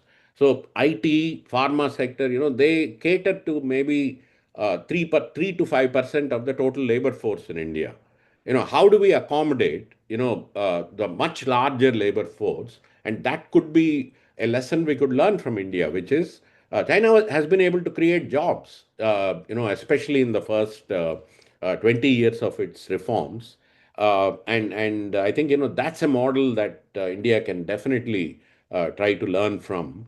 Not the retrenchment of public sector, state-owned enterprise workers, right? But you utilizing the labor-intensive growth model. I think, that even after reforms, that's a lesson that is quite exemplary. Uh, is inequality reduction or handling inequality in India more complicated than China? China also has its complexities. I think, there are, while Han people constitute 95% of the Chinese population, there are minorities like Tibetans, like Uyghurs, like in provinces like Yunnan. There are many ethnic communities that are not Han. So that's one complexity. There's a lot of regional complexity. There is a little bit of religious complexity now in China. But I certainly agree that Indian context cannot be understood only in class terms. So I'm in fact my next book manuscript, Ravi, I'm telling you in advance. I'm working on class and caste. So how do we think about class and caste together, and how does class transform caste in the Indian context, and how does caste transform class in the Indian context without losing the insight that we have from both these frameworks? So is it possible to build a framework that can look into some of those complexities? That's something that, I mean, so it's going to be partly theoretical, partly empirical. And, a lot of people have thought about this. So I'm not assuming I'll have any better answers than all the great minds that have gone into investigating this question. But I'll make my own attempt. One more attempt doesn't harm. But I do agree that something like caste is very crucial to make any intervention in the social context. When my co-author Shripad and I were working on agrarian cooperatives. That's one question that always was difficult to comprehend. If we want to think of agrarian cooperatives, how do we deal with the question of caste, right? This is, this great filmmaker, died last year, Sham Benegal. But in the film Manthan, he does look at that question of caste, so can you have cooperatives that span, different caste groups, including Dalits? Can Brahmins and Dalits be part of the same cooperative? How well would that cooperative function in the current situation? These are things that are definitely important considerations to think about the Indian context. Chinese context, is less complex in the social sense, but it's also complicated. It's not bereft of all complexities. But in terms of something like caste or religion or ethnicity, I think China is a little less complex than India. I do concede that point. Yeah. Uh, I have a question, but it's not exactly related to your present presentation, this presentation. I was listening to your discussion with Professor Surinder Singh Jodka. We were making presentation on mapping wealth and the wealthy in India. 2 years back, that discussion was there, and you shared that study. In that presentation, you made a point about Hindi area, that it's barren in terms of wealth creation, barren. So I just wanted to know what do we mean by barren, and what are the reasons behind it, that Hindi area is barren as far as wealth creation is concerned. You So, no, all I meant, Bhargav Garu, is the following, which is that, certain regions in the country, I mean, if you look at, Damodaran's work on India's emerging capitalist class, there are certain regions in the country, like Western India and Southern India, which witnessed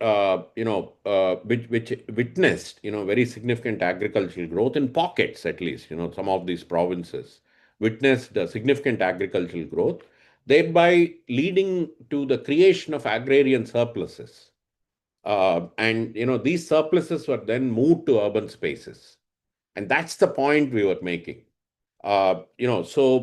Typically, K. Balagopal wrote about it in the early 80s in the Andhra context. So these agrarian spaces, the first step was to provincial towns like, Vijayawada or Guntur or Visakhapatnam in Andhra Pradesh. And then, the next step, which Balagopal never wrote about systematically, was to Hyderabad, right? So that's the story of how that regional capitalism developed in Andhra Pradesh. Whereas what you actually see, do not see in the northern part of the country.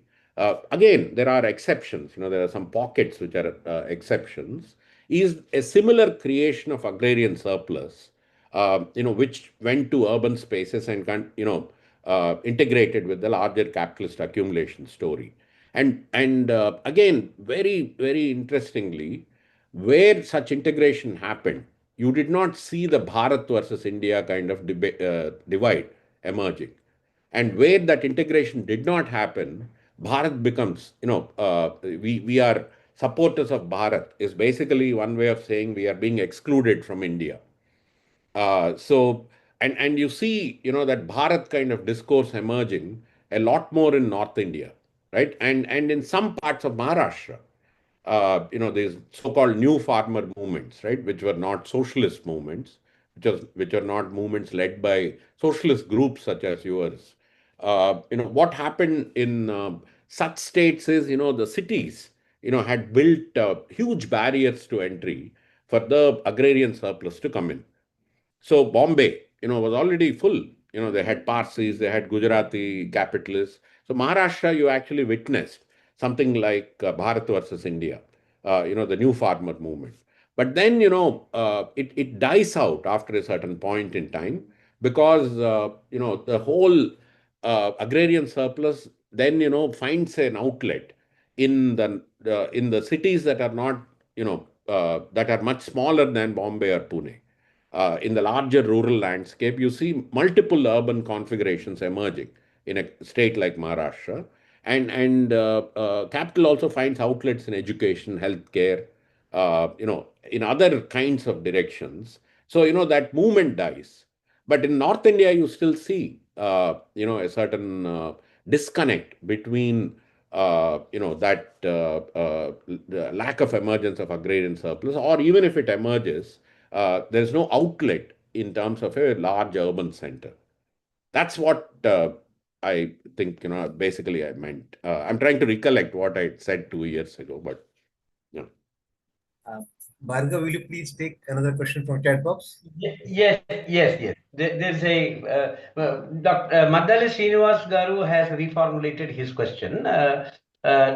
He re-paraphrased it. What he actually wanted to ask is that he is talking about is every country need to adopt nationalism to make the people integrated without much divide and division within the country, and also adopt socialism to overcome the question of inequality and also secure prosperity. This is the combination only works. That's a question he has. Okay. Okay, this is much clearer. Thank you, Srinivas garu. And I'm sorry, I may have referred to Subhash as Bhargav garu, but that is Okay. so. I mean, it's a matter of, in terms of inequality, my own, education so far suggests that there cannot be capitalism without inequality. And you cannot eliminate inequalities within capitalism. There it could fluctuate, or there are varieties of capitalism. There's the Nordic model or the Scandinavian model, which sees a lower expression of inequality because of the social democratic regime.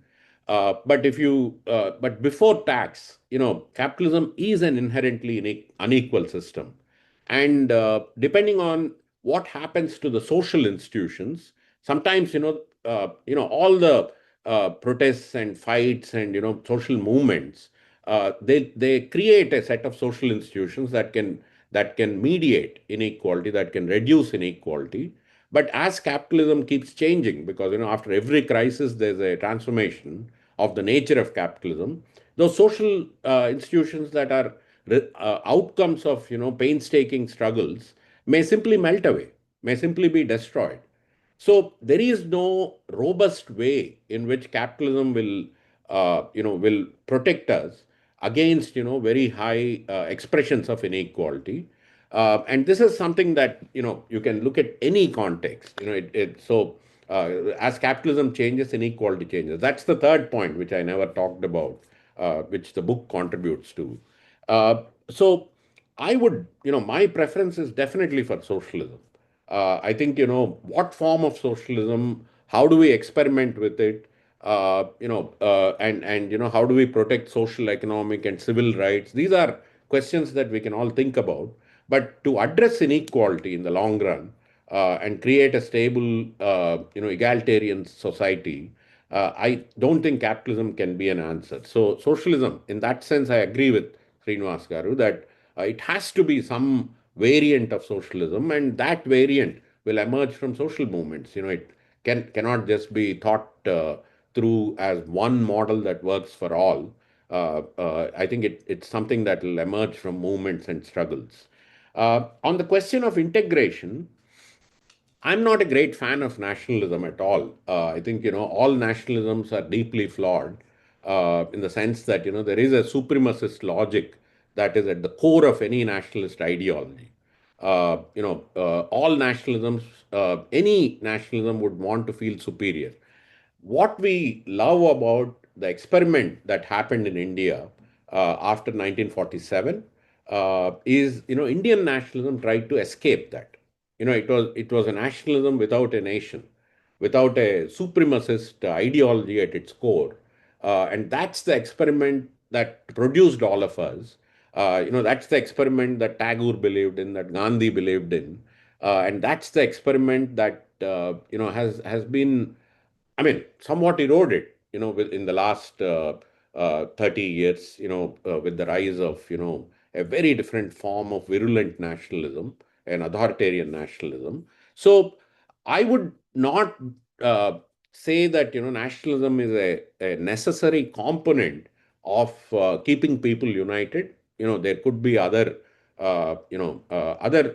ideologies, but in the present, I don't think we are yet at a position where we can transcend the nation state. But I think it's worth defending that great experiment that founders of the Indian nationalism tried to advocate, which was not an exclusionary form, which was not a supremacist form of nationalism. And that's something I would fight for, to keep the older notion without being too attached to it. I think, there are other ways of integrating people and believing in a larger internationalism that most of us on the left, would subscribe to. Vikesh has written a question in the chat box, so I will request him to unmute himself and share that question. Vikesh, please.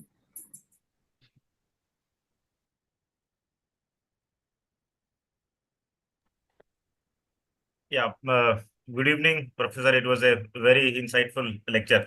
I wanted to know whether we can have some idea and data about the sectoral inequalities in both the countries, and the question of public spending, especially in sectors like higher education and health infrastructure in both countries over this 20-25 years period. Definitely, I mean, the data is available.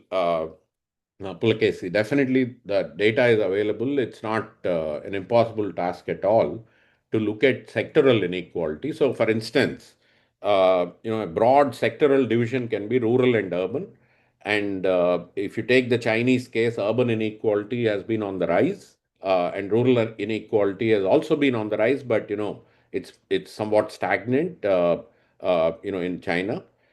If you look at the Indian case, urban inequality has been on the rise, and rural inequality, again, at least the large scale national data until 2010, you see a stagnation of rural inequality.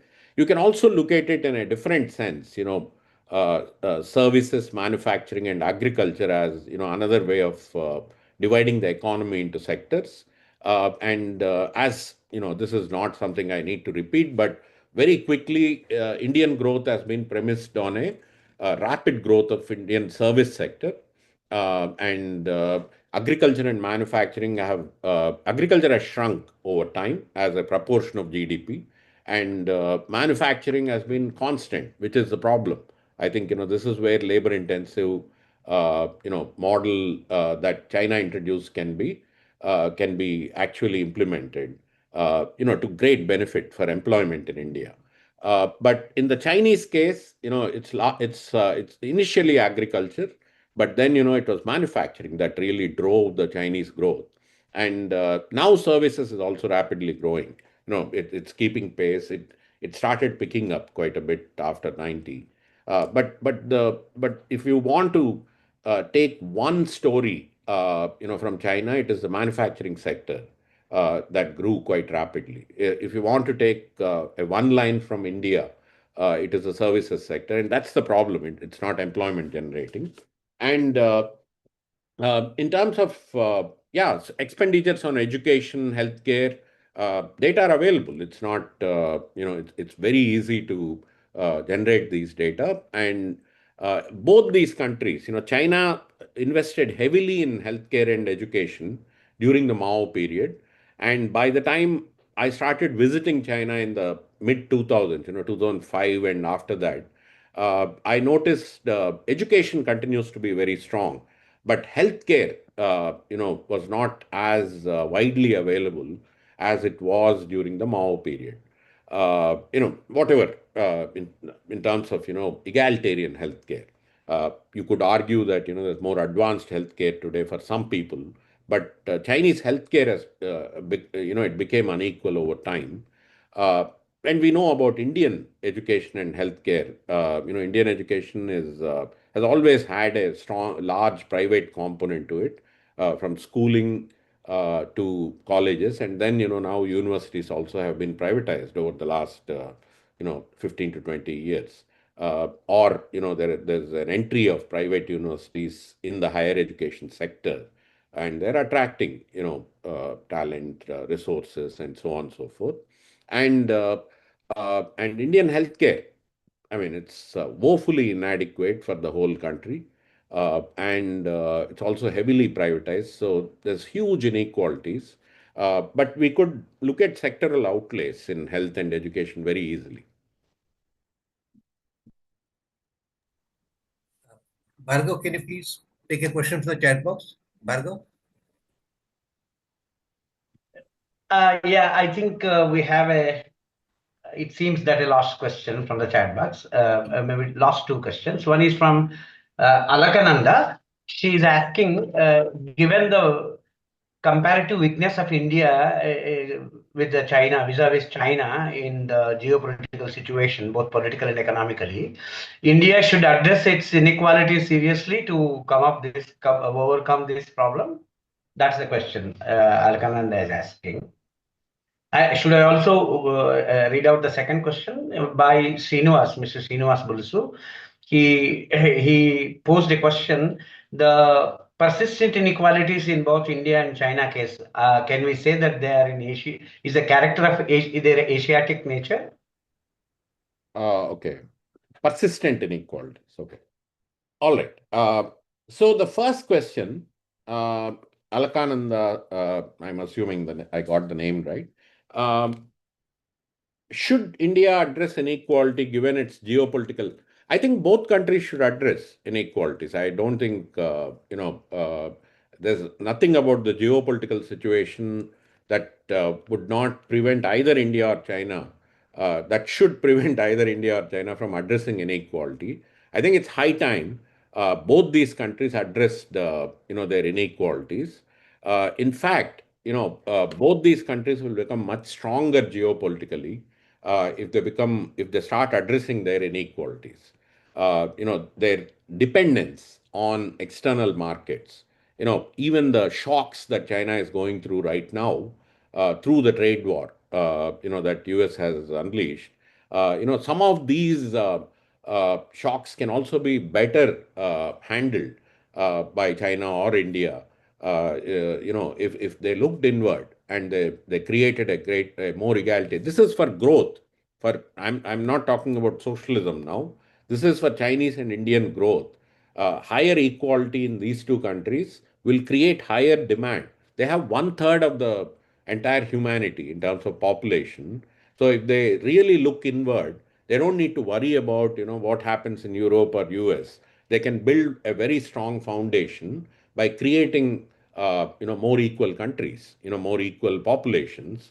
So and that will strengthen them geopolitically. That is how I would answer the first question. The second one, uh, I'm thinking the Asiatic nature. Uh, I'm assuming it is going back to Marx's formulation of the Asiatic mode of production. I think the and Marx's brilliance in formulating the Asiatic mode, while it's problematic in many ways, is he recognized it's like a placeholder. It's an empty signifier. It's a placeholder. Basically, what you are saying is, Asia did not have, the same mode of production as Europe or other contexts. In fact, after Volume One was published, he was also thinking deeply about the Russian case, which was very different.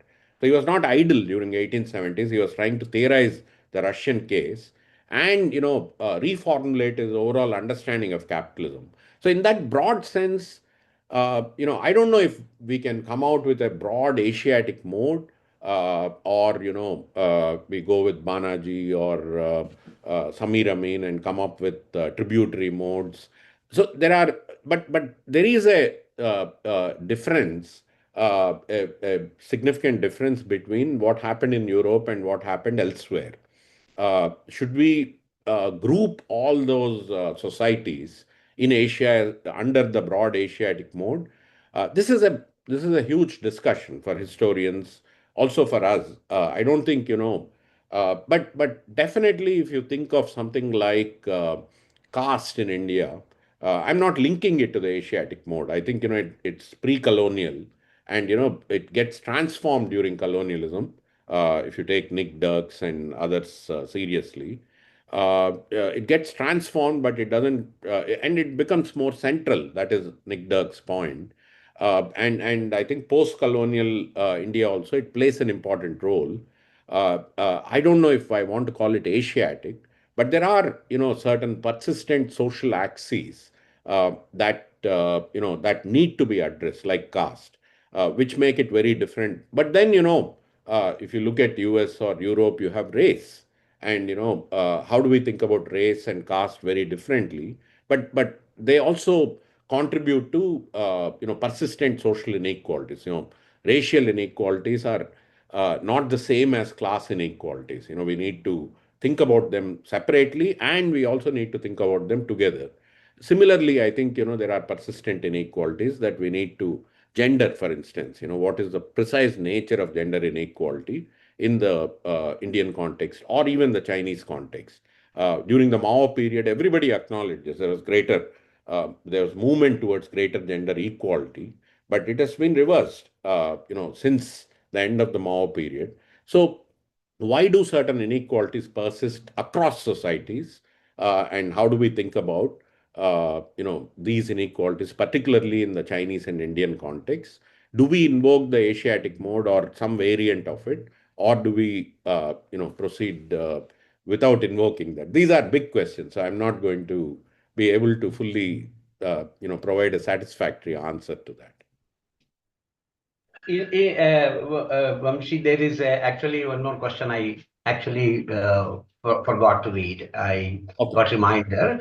Are there any indicators to measure the technological progress of a country? There's a question. He has not mentioned his name, so I could not mention. Okay.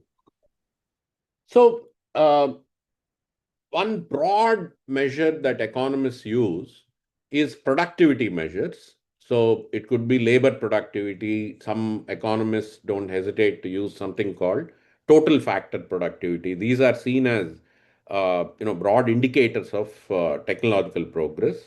But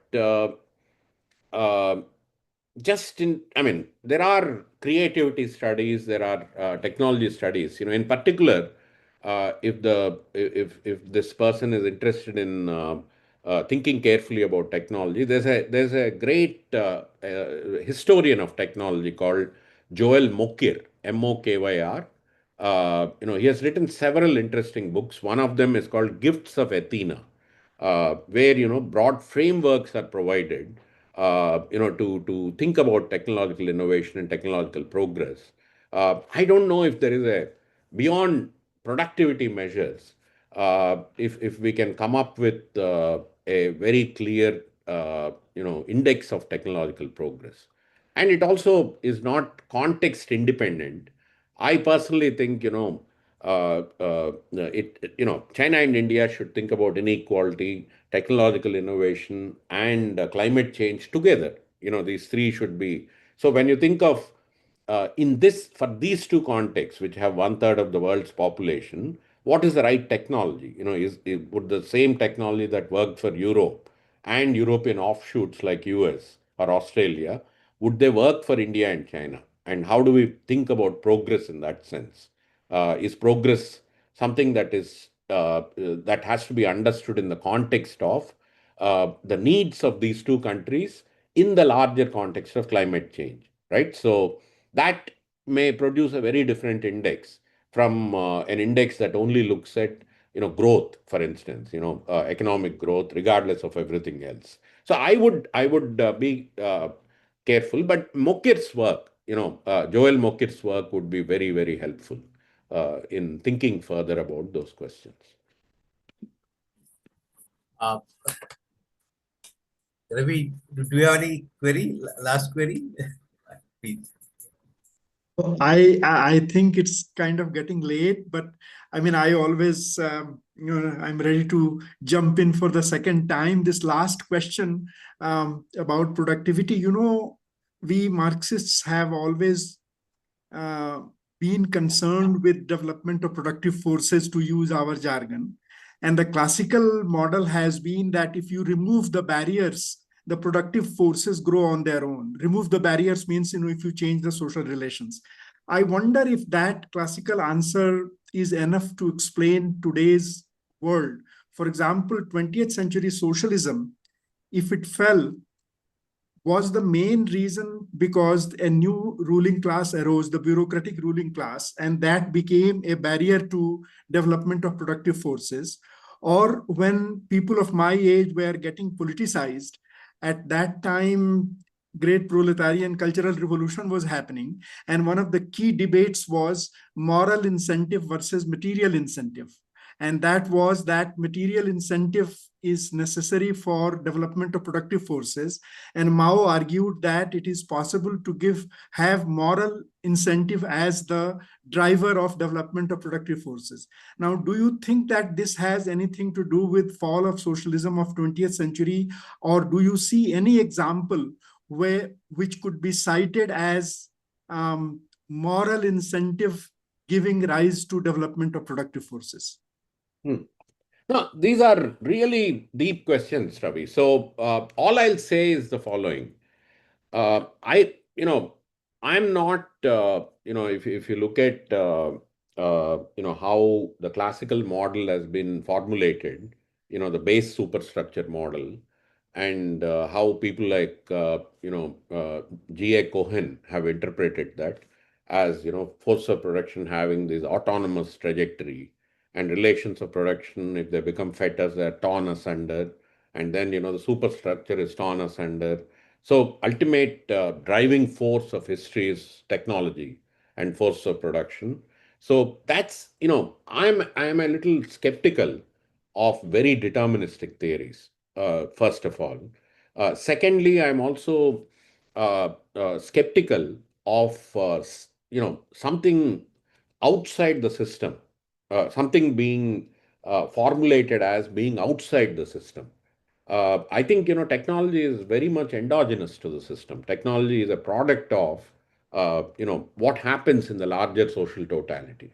So in which case, I would not say, there's some independent arrow called technology that leads to transformations in the whole society.